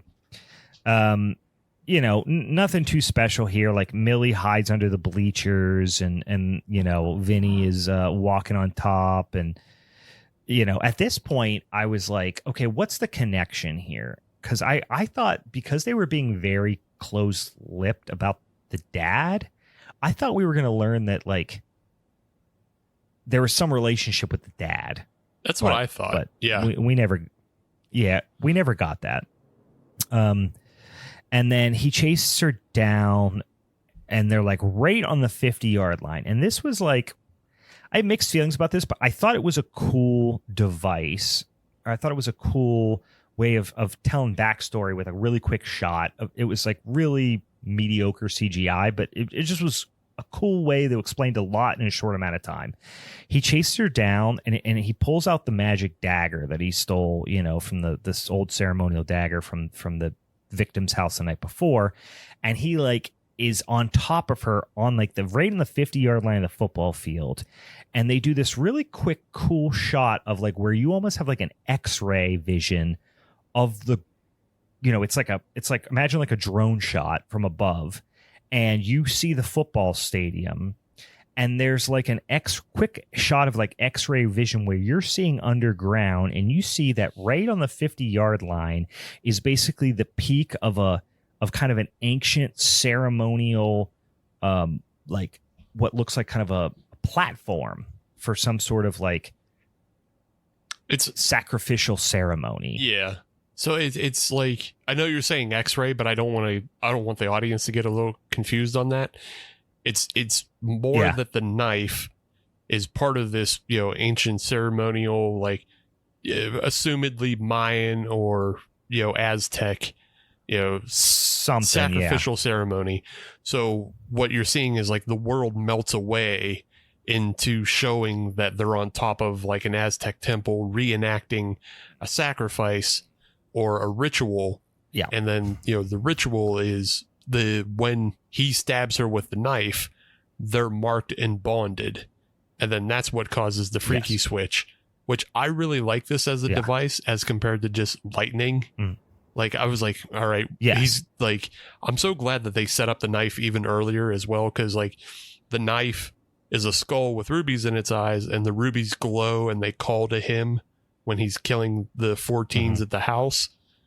So it's already, the knife has magic properties, which is a lot better than him just holding up a knife and then it electrocutes both of them with a lightning storm. And I was like, if that's what happens, I'll be so mad. But no, they built a real device that has its own goofy ass lore. And it's okay, cool. Yeah. Yeah. And that's a better way of describing it. It's because they're not seeing it, of course. It's only something that we as the audience can see. But it's almost like if the ground melted away, and you see that essentially the football field was built on top of this ancient ceremonial platform. And it just so happens that they coincidentally are laying right at the pinnacle of it. And as he stabs, as the butcher stabs Millie in the shoulder, upper torso area, they are now bonded. He immediately flinches as if he feels the pain too. He's bleeding. And then the dagger, like you said, the rubies in the dagger, the kind of eyes, if you will, on the the handle of the dagger are glowing. So at that moment, Char, the cop sister, shows up and scares him away, and is obviously pissed. They go back. He takes her to the station. The kind of processing the whole thing. She's obviously pretty pissed at her mom, and is giving her the business when they get home because she didn't. She wasn't there to pick her up, and yada yada. So she's back home after all the cop business and hospital and all this stuff. Like she's got like only minor wounds at this point. Millie is having wacky ass dreams about the whole thing. And then something happens when the clock strikes midnight. It's like a spell ensues. Something happens. You don't really know. But then in the morning, she wakes up and the whole, Freaky Friday business has happened. So they show, I thought the butcher's pad where he's hanging out is pretty hilarious. Yeah. Like it's the most hilariously over the top stereotypical. It's basically like an abandoned, almost looks like it's a warehouse, right? He's sleeping on a dirty mattress on the floor of a warehouse with like the windows broke out. So there's just like wind blowing in the whole thing. But then he's just got all this like stereotypical serial killer paraphernalia and like little art projects around. Like here's a mannequin with like a chicken skeleton on its head and a knife in its chest. Like there's just creepy stuff everywhere.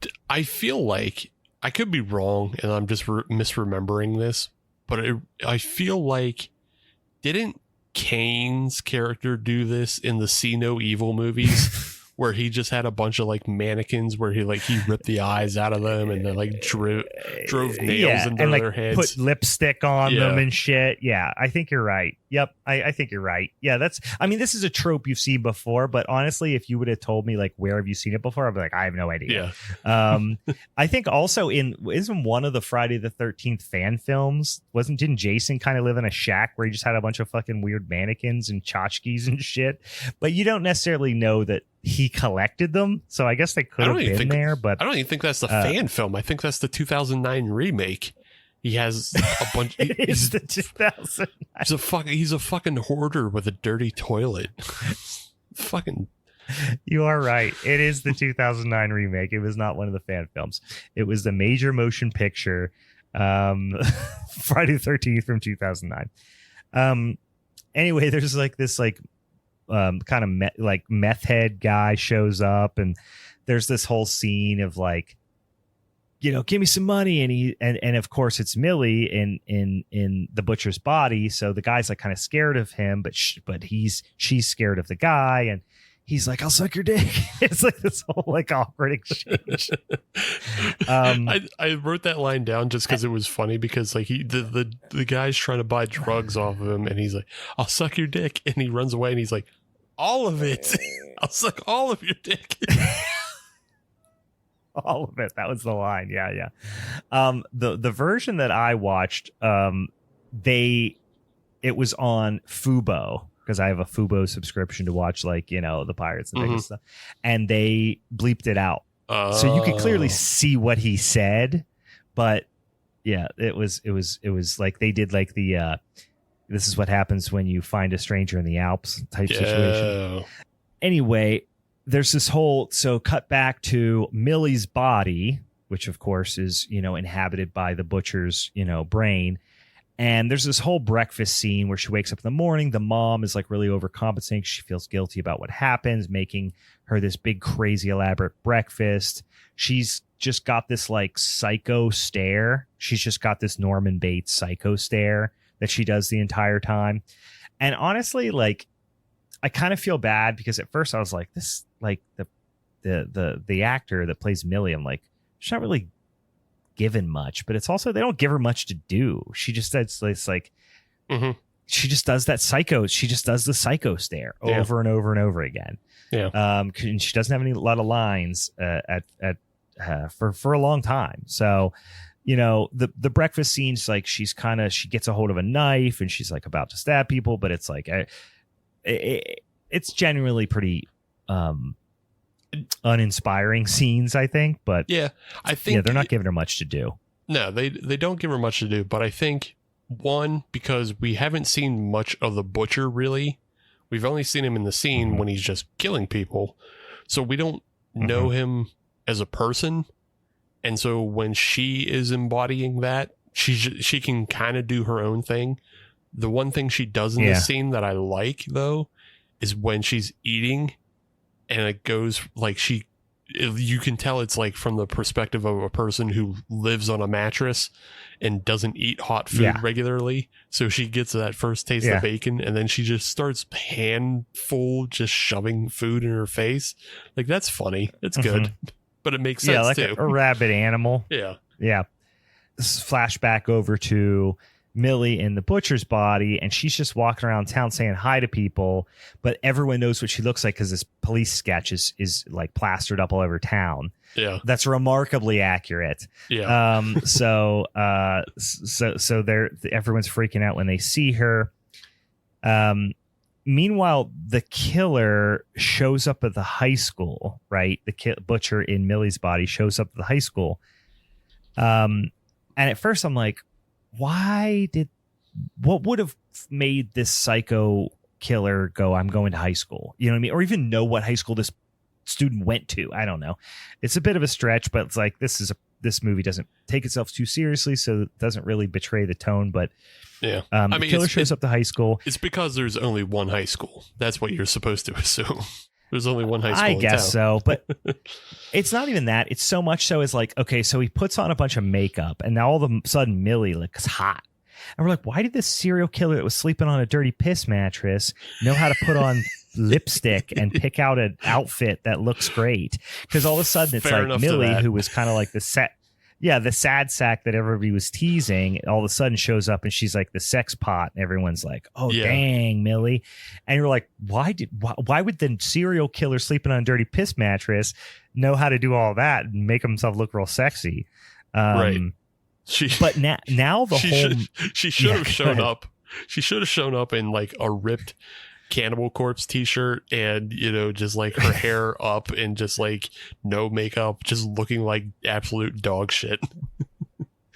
Yeah, she's just like whatever she rolled out of bed with, you know what I mean? Why would this psychotic serial killer who like, poses, mannequins with chicken bones would know to like look sexy and do their hair on the, before school? But anyway, now a big chunk of the rest of the movie is revenge porn, right? When Millie is on the screen, or Millie's body with the Butcher's brain. She takes Ryler, who's this little twatty girl who's like just really rude and like obsessed with social media and whatever, takes her to the locker room, and they play a little cat and mouse situation in the locker room, but Ryler's very unaware of what's happening. Millie, as the Butcher, sneaks into the school to shower in the girls' locker room because she's like, oh, I stink. And, I've been sleeping on a dirty piss mattress. So she's in there showering. She ultimately, there's a little like, hey, there's a scary guy in there. Don't worry, I'll help you. She ends up putting Ryler into the cryotherapy chamber, which, I mean, I understand this is a rich kid's school, but cryotherapy chamber seems aggressive. That's a lot. But she puts it at negative 300. Like, this isn't Antonio Brown's, fucking house. You know what I mean? It's a high school still. But she smashes her into 1,000 pieces, a la, Jason X.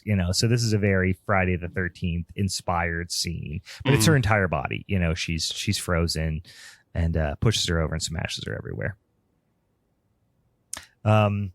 So Millie traps Nyla and Josh, he as the Butcher, and explains what happens after they do the whole like stereotypical fleeing the slasher routine, like running away, tripping, throwing things at them that isn't actually going to impede them in any way. So it's a very tongue-in-cheek thing.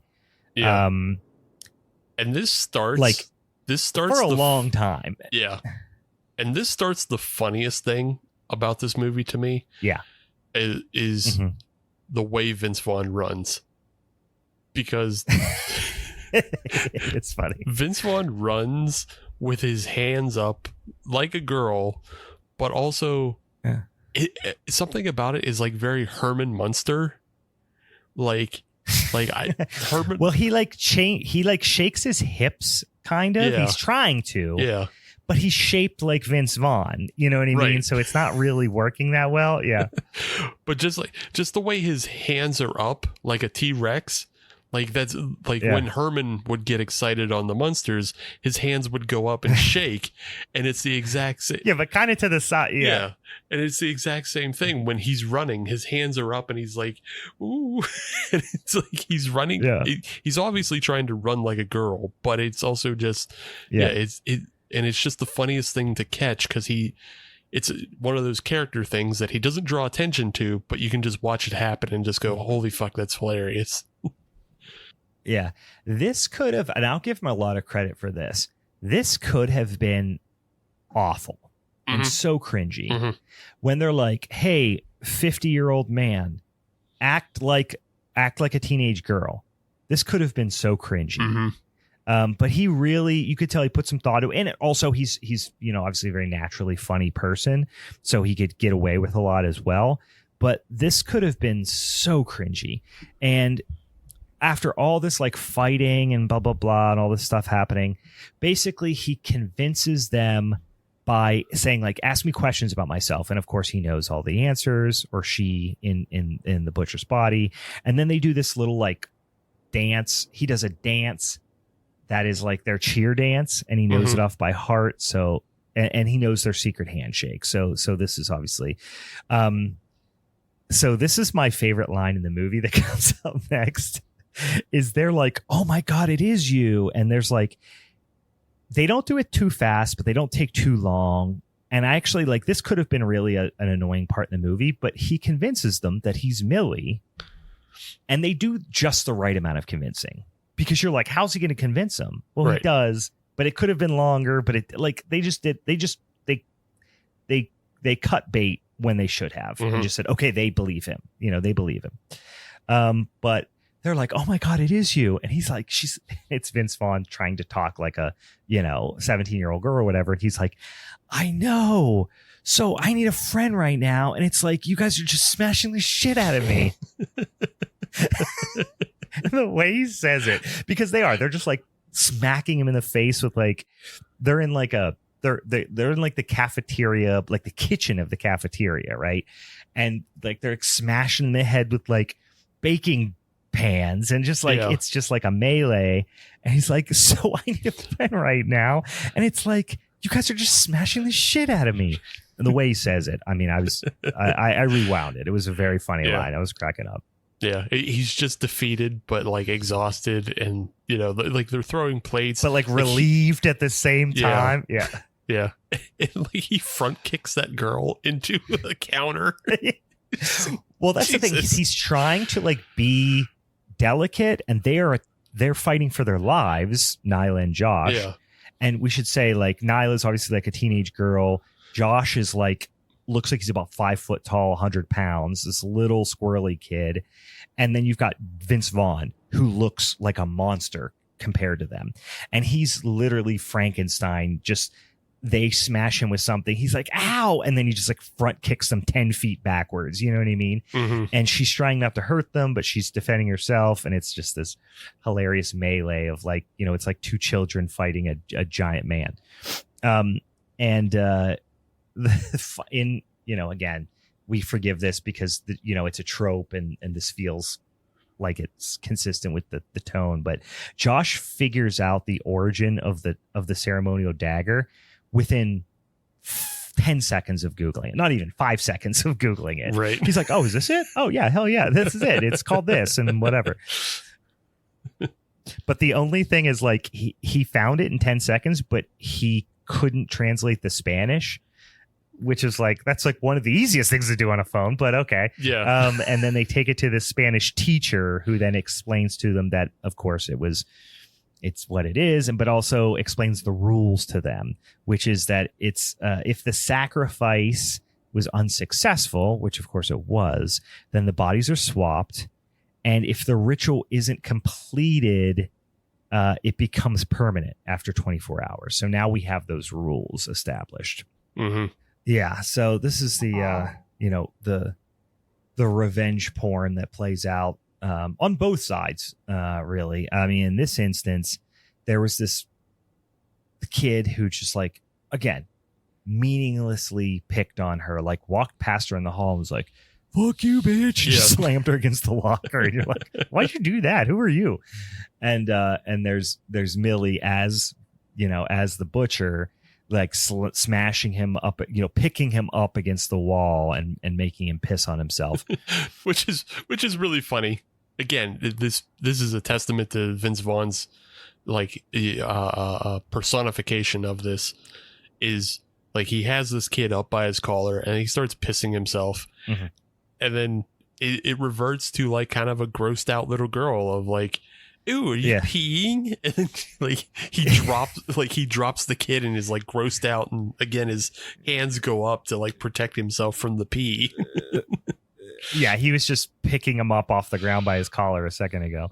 Yeah, so you know this was going to come, but now the dickhole teacher's going to get it. So but it's the murderer, it's the butcher in Millie's body in this instance, because so now he's used to being big and strong, and now he's like this kind of petite person, and they get in like a legit brawl. and of course he attacks Millie's body as the butcher attacks the teacher, and the teacher's like defending himself and is like very thrown off by the whole thing at once. But then once he like gets the upper hand on Millie, he just starts kicking the shit out of a child. As far as he knows, it's a student. Yeah. Just starts just waffle stomping a student. So this guy's a prick. Like that's what you've basically been meant to believe. Which we've already established that. But then the killer gets a screwdriver, sticks it in his neck, and then just goes straight up Art the Clown, / Bone Tomahawk with the table saw, and pushes him against the table saw and splits him in half vertically. Yeah. With the table saw. And it is, of course, CGI special effects. There's a little bit of practical slammed in there, but it felt very CGI. I don't know. No? I don't know. It felt I'd have to watch it again, but it felt pretty practical for the most part. I think like when he first hits the saw, it might be practical, but I don't know. I could be wrong about that one. I wasn't just paying I didn't attention. Rewatch it. It felt like a combo to me, but it felt it I don't know. I rewatch it. It didn't stick out as egregious by any means. No. But he does split him. It's not like I said, it's not Art the Clown or Bone Tomahawk level of like gory. You know what I mean? It's a little more cartoonish, I'll say. Yeah. But splits him, give him the old long way split. And then finally, the butcher and Millie come face to face with each other in each other's bodies. And the butcher, which, obviously this would be, the most difficult part, just screams and basically says like, it's the butcher, he's here, But of course, Nyla and Josh are with him. So they kind of flee together with Millie in the butcher's body. And they escape in Josh's car. And again, there's just some like really funny jokes that they're funny jokes, but they're also the delivery of them was really funny, which is like they get into the car and they're like, oh my God, what's happening? Whatever. And Josh is driving. Nyla, the other friend, is in the passenger seat. The butcher's in the back and Vince Vaughn is in the back. And he's like, all twisting around. He's like, could you move up a little bit? Like he has no leg room. Like that. The joke is that he's too tall to sit in the back seat, but he's trying to be like polite, but like kind of trying to ask her to move up to give him some leg room. Like it's just, he is naturally so funny when he tries. But like I said, I think the reason that it turned me off, like some of the, cause I grew up in high school and college watching Old School, 100 times. and he's just so effortlessly funny in that. And then it felt like, 10, 15 years later, it was like he just kind of phoning it in, but he's really hamming it up in this movie, and it goes a long way. Yeah. And I think it's just because like they gave him something else to do other than be Vince Vaughn. Like this film, yeah, he's not asked to be Vince Vaughn. He's not asked to be Owen Wilson's buddy. He's asked to actually don't just be cool guy. Yeah, deliver a performance. So yeah, I think the worst sign for like a good decade, the thing that really set him back was probably his biggest and most well-known movie, which is Wedding Crashers. Mm-hmm. Like Wedding Crashers was such a huge hit and such a like cultural phenomenon of a movie. I mean, still people use freaking Wedding Crasher memes and stuff all the time. But he played this a great undeniable character, which was just an exacerbated version of the character he's played in other movies. So like that's what Vince Vaughn does. He's kind of the suave, funny, but gets flustered and kind of unreasonable dickhead. You know what I mean? Yeah.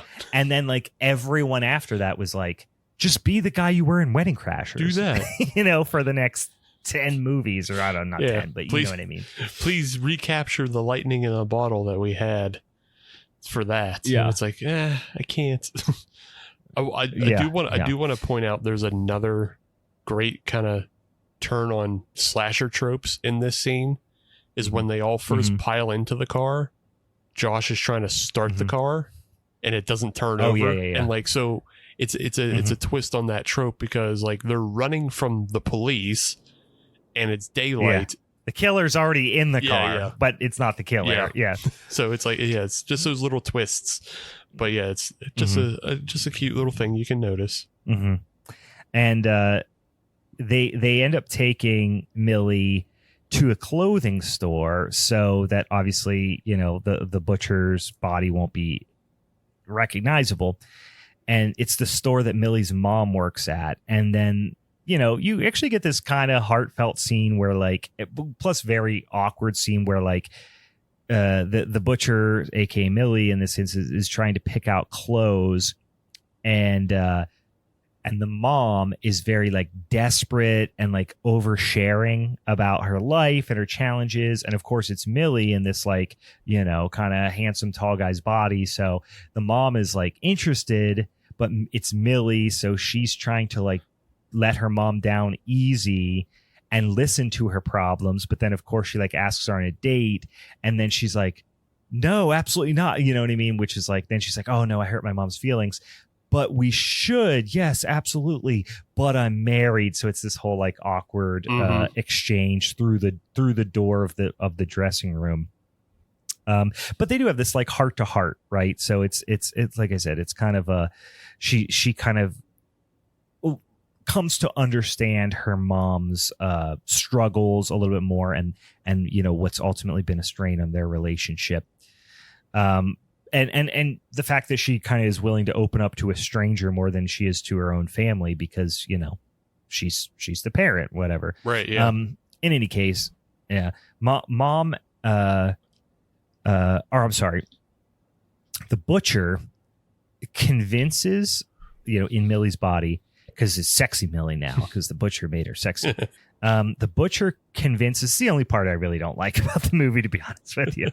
Why is the butcher making Millie sexy now? I don't know. Yeah. Is he really that diabolical? Because before he just walked around like a fucking with a mask, like a fucking creep, and smashed through doors. Like this isn't this isn't like it's Anthony Hopkins. Silence of the Lambs killer here. No, this is just a fucking meathead who stabs people in the neck and smashes their head in toilet seats. Yeah, he's not doing Buffalo Bill. So yeah, it is weird, but it does just play into that just idea of like, it's another trope of like when the girl gets hot. She now has a bunch of confidence and she can stand up to her bullies and stuff. So it's just playing into that other trope. But yeah, it doesn't make sense. But yeah, it's forgivable. It's whatever. Yeah, it doesn't ruin the movie. No. It didn't really make me that mad or anything. It doesn't bother me that much. I'm just being a pain in the ass about it. But he does convince all the cool kids, primarily like the football players, to have a party because the homecoming dance is canceled, because all the killings.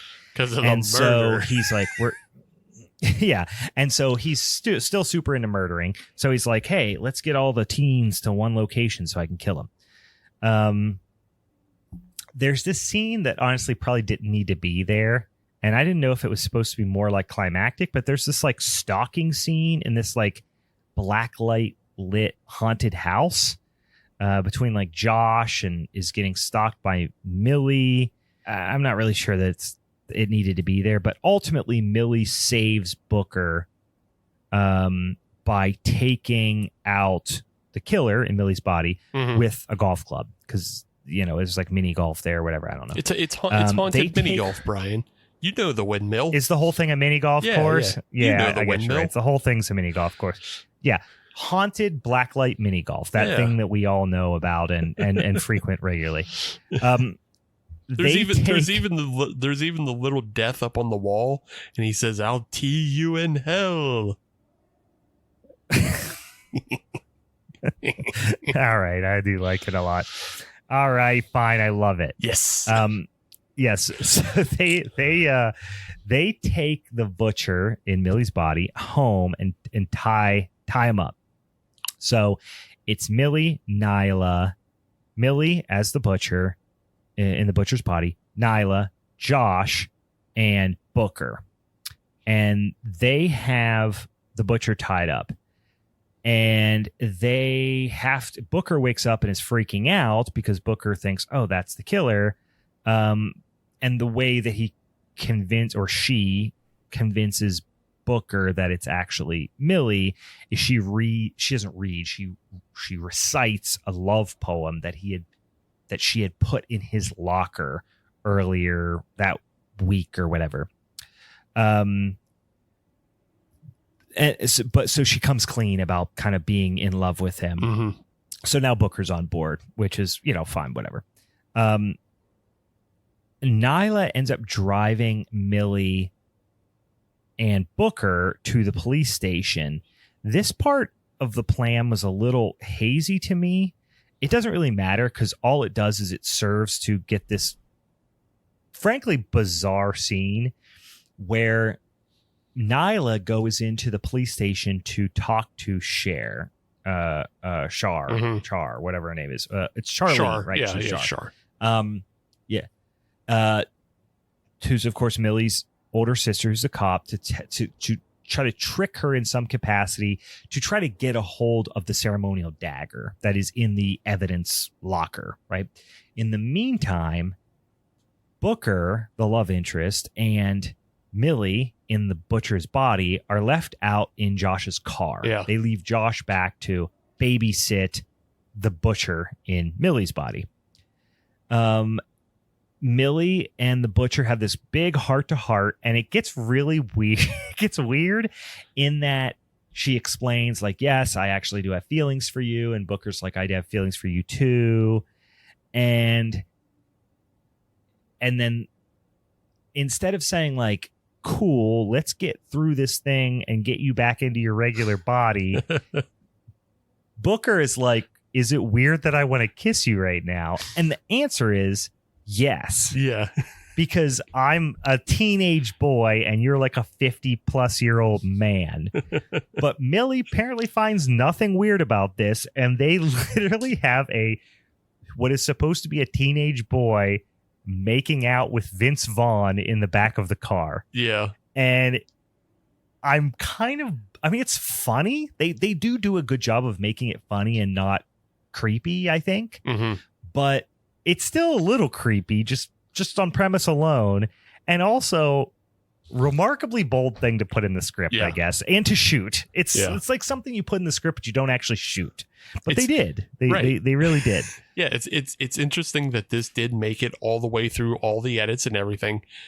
On the one hand, I see what you're saying of like, it's incredibly weird to set this up because essentially it does boil down to Vince Vaughn kissing what is supposed to be a teenage boy. And a very romantic kiss too, right, not like a peck on the cheek. It's a very romantic, passionate kiss. Yeah. But on the other hand, it has like kind of this nice undertone of it just kind of being like a love is love type thing, and that like it is. You'll love that person no matter what they look like because you love that person for who they are. But it is really weird that he is a piss smelly. Well, like the person you love is currently in the assumedly body. Hasn't brushed his teeth in 10 years, And also the thing is too, like, it's not like they were married, not like it's a husband and wife or a married couple of 2 decades that all of a sudden we're like, oh, you're in a different body now. It's like we're high school crushes that just admitted our feelings to each other. Maybe wait for the first kiss to not be when you are a smelly old serial killer.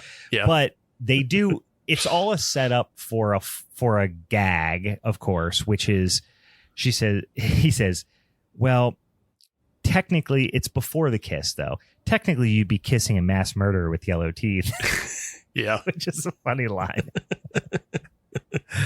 Because the thing is, it's not like it would have been creepier if it was Vince Vaughn going like, kiss me or whatever. But no, Booker's like, is it weird that I want to kiss you right now? And she's like, well, technically you'd be kissing a mass murderer with yellow teeth. Yeah. And he's like, I don't care. And then they make out. But here's the really funny gag is they're making out and then they kind of stop and he goes, Millie in the butcher's body goes, maybe we should wait until my hand isn't bigger than your whole face. Yeah. Because he puts his hand on Booker's face, but it's Vince Vaughn's giant hand. Yeah. So his just giant meat hook. He looks so much weirder. And they do pause, and this is of course all set up for this gag, which is maybe we should wait till my hand isn't bigger than your whole face. And it's a very funny gag. Yeah. So meanwhile, like you said, Josh is staying back with the butcher tied up in Millie's body. This is a pretty funny, and you know what? This kid was really funny too.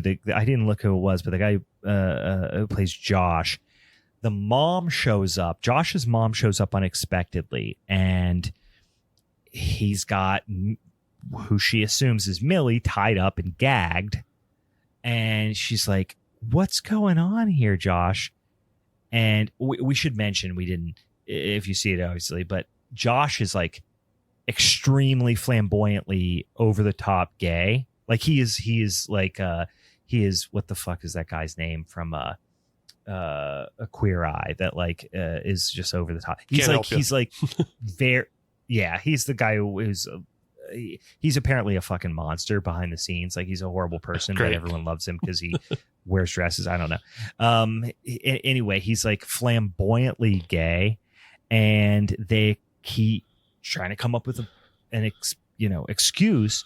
And Josh is like, it's role playing, and she's like, isn't role playing like a sexual thing? And Josh is like, yeah, I didn't want to tell you this, but I'm straight. So it's this whole like build up of him like, this would have been an 80s, 90s trope of like someone covering up by coming out of the closet to their parents that they're gay. And in this instance, Josh is like coming out of the closet, but going back into the closet. He's like, I'm straight. And the mom's line was great, which is, Joshua, you are a lot of things, and straight, but straight is not one of them. And so she like immediately sees through his lie. The butcher gets loose, at that moment, chases the mom and Josh like all through the house. Meanwhile, flashback, Nyla's trying to trick Shar at the police station to get that dagger, but it doesn't work. And the butcher ends up bailing, ends up showing up and then bailing in the cop car. I don't remember how the butcher got to the police station in Millie's body. How did that happen? How did I that miss happen? a scene? I don't know. How did that happen? Did I miss a scene? It doesn't really matter. I think she just takes Josh's car. doesn't she? I think you're right. Yeah, and then goes inside, and then there's a whole kind of showdown thing, because then she goes in there, and then Nyla and Millie as the butcher go into the police station, and because that's why then the there's the kind of standoff between Millie as the butcher and Jar in the police station. Yeah, because she tries to put her in the cell, but she's horrible at being a cop, and Millie immediately gets the jump on her, just picks her up and puts her in the cell instead. So the butcher is off to the high school party in Millie's body because, she's got to go kill people, or he's got to go kill people. But the time is also almost up. So you're really reintroduced to the whole ticking clock thing at this point. The football team decides they're going to either very unceremoniously invite Millie to a foursome. Yeah. /gangbang, or they're just gonna rape her? I don't know. It's a rough scene. It's rough because he's just like, we're gonna fuck you. It's like, I forget what he says, but it's it's something pretty crude. He says, "Oh, we're looking at you, and it's like you got 3 holes, and there's 3 of us." Oh Jesus, yeah. And it's like, oof. Yeah. And I mean, like obviously these guys they've been the villains and the bullies throughout. But they're just like straight up unmotivated bullies. They're just bullies because they're bullies. Yeah. And it's like, okay. Yeah. I mean, like, it's not that I don't believe you that the football players are bullies, because they are most of the time. Yeah. It just felt like a big jump to that from like, but anyway, she pretty well, the butcher as Millie quickly, because then it's like, it's not really that forceful, because then they hand her a bottle of booze and like, here, you're going to want to get drunk, so we can bang. But she quickly smashes the bottle on one of them, and then cuts the other one's throat. And then I think later it reveals that they actually decapitated him with the bottle. Well, I think, which is difficult to do. Well, I think she decapitates him separately, because she cuts his throat with the bottle, but then she pulls out the chainsaw, and I think she just mutilates their bodies. Oh, I think, I forgot about, you're right, the chainsaw, because then she takes the chainsaw out and chainsaws the third kid's, crotch, basically just chainsaws his dick and general pelvic region. And then, the assumption is then she took the chainsaw to the rest of them. But another football player, the football players are just fucking demons in this.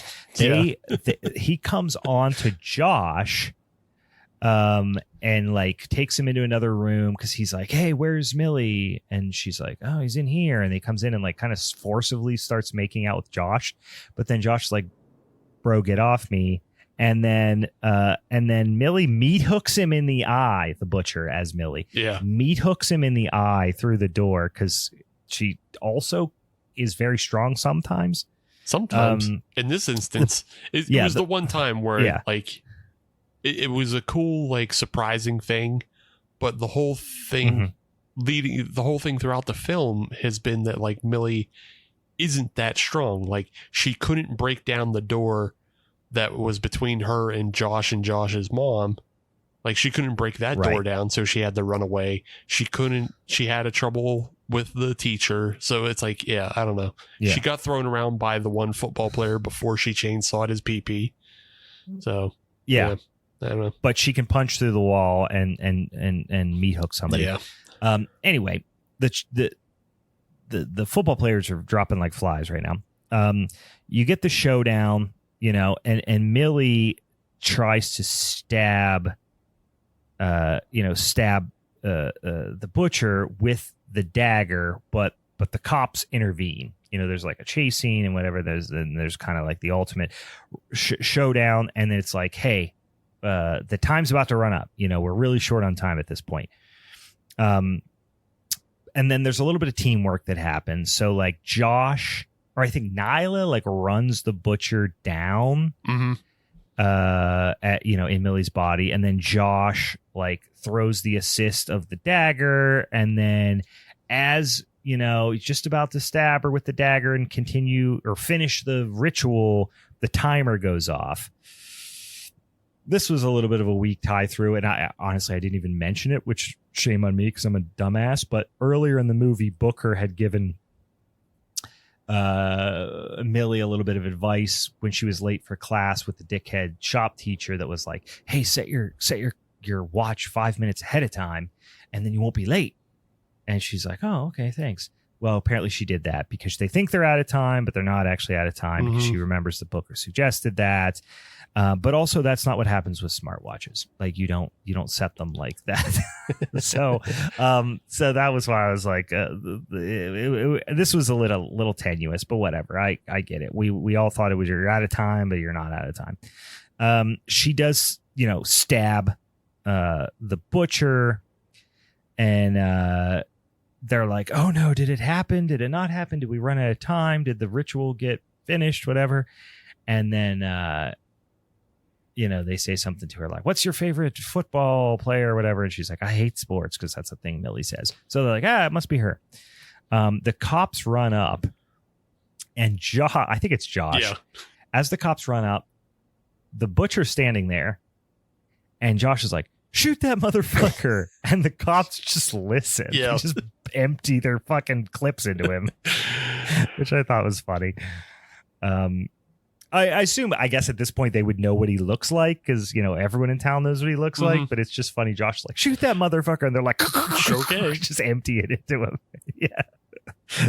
Cops take commands from high school kids now. Right. I mean, he technically does have a knife on him, but yeah. I mean, you're not supposed to shoot people like that, but it's not like cops don't do that all the time anyway. So, yeah, it was unbelievable that he didn't turn his body cam off. That's right. all. Yeah.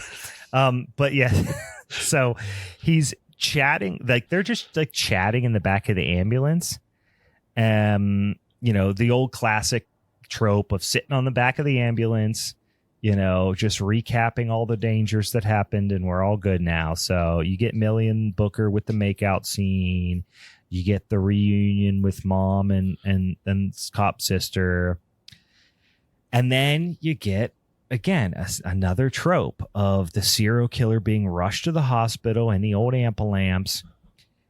Now, he's faked his death in a pretty easy to figure out way. He just took the little heart monitor off his finger.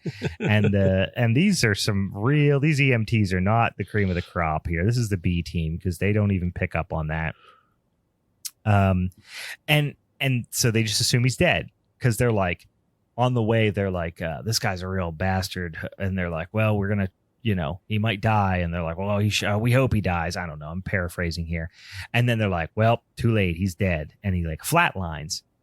And they're like, and then you look down and the heart monitor just came off his finger. Yeah. And I don't think it shows a flat line if the heart monitor comes off your finger. I imagine there's some sort of fail safe involved in that piece of equipment. Probably. Second of all, maybe before you pronounce somebody dead, check in more than one way and make that way not be just looking at a screen. Yeah. So it's pretty fucking stupid. But again, this is they're playing off this trope. I understand. They didn't try anything else to save him too. It's not like they pulled out the paddles or anything. They're just like, fucking dead, dickhead. Yeah, that's his heart stopped. He dead. Yeah, I guess that's the bigger problem with the scene is the fact that it just ends. You don't see him kill the EMTs. You don't see them if you're saying they pull out the paddles. It would be funny if somebody pulled out the paddles and then he jumps up, grabs their hands, and then puts the paddles to their head, and then you go, "Oh, okay, now he's alive," and it gives you something more than just incompetence on the EMT part. Yeah, they didn't want to crash an ambulance, basically, is what they didn't want to do. They didn't want to add an ambulance crash to the last 5 minutes of the movie. Too much money. But it's guys, if Jack Frost can crash an ambulance or can fake crash an ambulance, you guys can fake crash an ambulance. So this was a little lazy, but whatever. So cut to at home, and mom, is like, you got to live your life, baby. And the sister cop is off in bed, yada, yada, yada. Millie comes around, notices the back door is open. And she's like, well, that's weird. But then she was like, well, maybe Shar left the back door open when she came in, whatever. Nope, of course, the butcher's in there. We all know this. The butcher gets the jump on her. Shar shows up and pulls a gun on her and is like, you're about to get shot, motherfucker. And then she's the gun's empty. And then he has the bullets. So when did he go he snuck into her room? She was sleeping already, took her bullets out. I don't know. That's unnecessary in my mind, but I don't know. And then the mom comes out, wino mom to the rescue, comes from the side with the wine bottle. Hell yeah. With the lame duck or whatever it was. Swan song. And swan song to the head. Lame duck, I called it. Swan song. Pounds him in the head. He does get the upper hand again. They have this like quick verbal spar. Again, he's not enough of a character to have that, but yeah. And then ultimately there's a callback of like earlier she gets hit in the nuts and she's like, having nuts is lame or whatever. And she kicks him in the nuts. And then Shar comes with the fucking prop chair over the back, which I thought was a little, I don't know. And then, so this whole scene, I'm like, this is all dumb. But then she does off him like a fucking vampire. Like she goes Van Helsing on him, which is kind of cool. She gets, I think it's a broken chair leg, which is of course why she came over the top of the chair, sticks it in his back, and he's like he's on his knees and he sticks in his back and he's like, ow. And then she turns around and freaking kicks it through his body and impales him, which there is nothing up until this point that would suggest that Millie could do that. So it's super stupid, but it's still cool. So whatever. Well, and it saves otherwise an extremely dumb scene. Well, if you go back to the chase scene between like Nyla, Josh, and Millie as the butcher, she does front kick Nyla into the counter. So she front kicks this stake through his heart. So it's kind of, I guess she's got some kicking abilities. I don't know. If they would have showed her playing soccer at some point, that would have made more sense. Yeah. Or whatever. But yeah, it's not a strong. Anyway, it's not a strong like callback. It's not a strong callback, but you could tie it to that. But that's it. That's the credits. So they don't linger around too long, which is great. And overall, this is the thing: when you establish yourself early on as this is a dumb movie in a fun way, right? This is a dumb movie, and the first kills are all silly as fuck. Then you're not expecting things to be true to life, realistic. So overall, a movie that I went in with quite low expectations and just genuinely enjoyed. So it was a fun watch. Same. Do you think this ending though? Do you think it was kind of making fun of Halloween 2018, where they have Jamie Lee Curtis and the two other, like her daughter and her granddaughter, all gang up on Michael Myers? Were they kind of making fun of that? Yeah. Or Halloween, even Halloween Ends, where they just like overkill him, and no, because they don't really do that, I guess. Also, Ends would have come out. Maybe Ends would have come out after this, but this is. That's true. This is 2020. Yeah, I forgot. This is 2 years after Halloween 2018, where they all gang up on him and shut him in the basement. Yeah, I mean, maybe, but this is like a physical melee. Like, this isn't a booby trap. We're just going to wail on you. I was almost thinking more of like, Halloween Kills, where they all just the town just gathers around him and wails on him for a while. But yeah, I mean, it wouldn't surprise me. I'll put it that way. Like, obviously there's a ton of slasher tropes in this from all different eras. So, overall, paid some homage to some slashers, and although certainly not a scary movie by any stretch of the imagination, there was some decent gore there, and it was funny. I mean, there was definitely a handful of laugh out loud moments, most of which, courtesy of Vince Vaughn. But yeah, when I saw this movie, I originally thought when you told me about it and I Googled it, I was like, oh, this is like it's so bad you have to watch it. That's honestly what I thought, because I didn't know anything about it and I hadn't even heard of it. So I was like, this must be one of those things that the studio is just trying to bury. And it's not at all. Is a very serviceable, enjoyable flick. Yeah. One of the things I don't remember from the marketing, at least, is I don't remember them saying that this was by the director of Happy Death Day, which I feel like for some reason, I feel like if I would have known that, or if I would have seen that, I don't know why it wasn't. Maybe it was part of it and I don't remember it, but I just I didn't make that connection. And had I made that connection to the original Happy Death Day, I would probably said, oh, that's a movie I like. I wonder if this was like just an unwise marketing decision by, whatever shitty studio. I don't even know who put this out, but if they're like, hey, they kind of don't, because Happy Death Day, although, I think it overall is, universally well received, I don't think a lot of people really know about it outside of genre fans. Whereas the original intention might have been to have a little bit more of a wider appeal for a movie with Vince Vaughn in it. I'm sure, even though he's not, necessarily at the peak of his career, I'm sure he's still asking a pretty penny.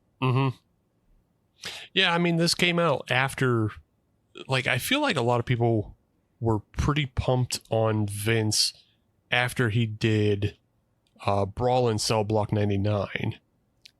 But that film, that's one of those movies where I've heard good things about, but I don't feel like anybody saw it. I've seen it, but yeah, it's so different because it's from that's from the director of Bone Tomahawk, and that film, Brawl in Cell Block 99, is so fucking it's long, it's brutal, it's unpleasant. It has there's no levity to it at all in the entire film. So it's not one of his comedic roles, and most people would probably not like him in it. Yeah. I need to see it. I do need to see that, because I've heard good things about it. But I say check it out. In any case, guys, that is Freaky from 2020. Remember, if you got suggestions for us that you want us to do on the show, we quite often will do them. So send them to us in the old DMs, in the old emails, or wherever the hell you find us on the intranets. And remember, also, as a quick reminder, next week is going to be our Showdown episode for the month of May. So let me give you a little rundown real quick before we forget. So if you have hankering to go watch the movies we're going to discuss on that Showdown before next week, you should probably go do it. Probably get at it, because you got 3 movies to watch. I'm going to talk about 2011's Apollo 18. Our guest Brian from the Drink Beer and Play Game podcast is going to talk about Life from 2007, and then Steve is going to do that old Dead Space movie, Dead Space Downfall, from 2008. So that should be fun. We have 3 movies that I get the feeling, not super widely seen. Maybe Life is probably more so because it's got some big names in it, but excited to see how, and I've never seen either of you guys' movies too. So that's always fun for me when that's the case. Okie dokie, Steve. Anything I'm forgetting? Anything we gotta talk about before we sign this bitch off? Yeah, just a big thanks to Francesca T, who's the one who suggested us watching Freaky. Oh, there you go. Thank you for looking that up, because I completely forgot who suggested it. Thank you, Francesca, for the suggestion. It was a lot of fun. Keep it up. Keep it up. And if you've got any suggestions, Dan just reminded me in the chat. Don't put that juju on me, Dan. He's wishing me happy dreams of Dom, my friend Dom Torino, and of course Paul Walker, R.I.P. If I dream about them tonight, this is the last episode. If you have suggestions for our follow-up, podcast project for the Patreon exclusive show, please let me know, because I got to pull the trigger here pretty dang soon, because we got but one more episode to record. Fast 10, I assume the name is of the Fast movie. X. It's the 10th one in the franchise. Fast X. Who fucking cares? And then once that's up, I'm free. I'm free, you guys. And no, not Fish Piss 2 either. Although we could probably make Fish Piss 2 in about 25 minutes. Hell yeah, buddy. If we wanted to we here do this it. weekend. So we make Fish All Piss too. all right.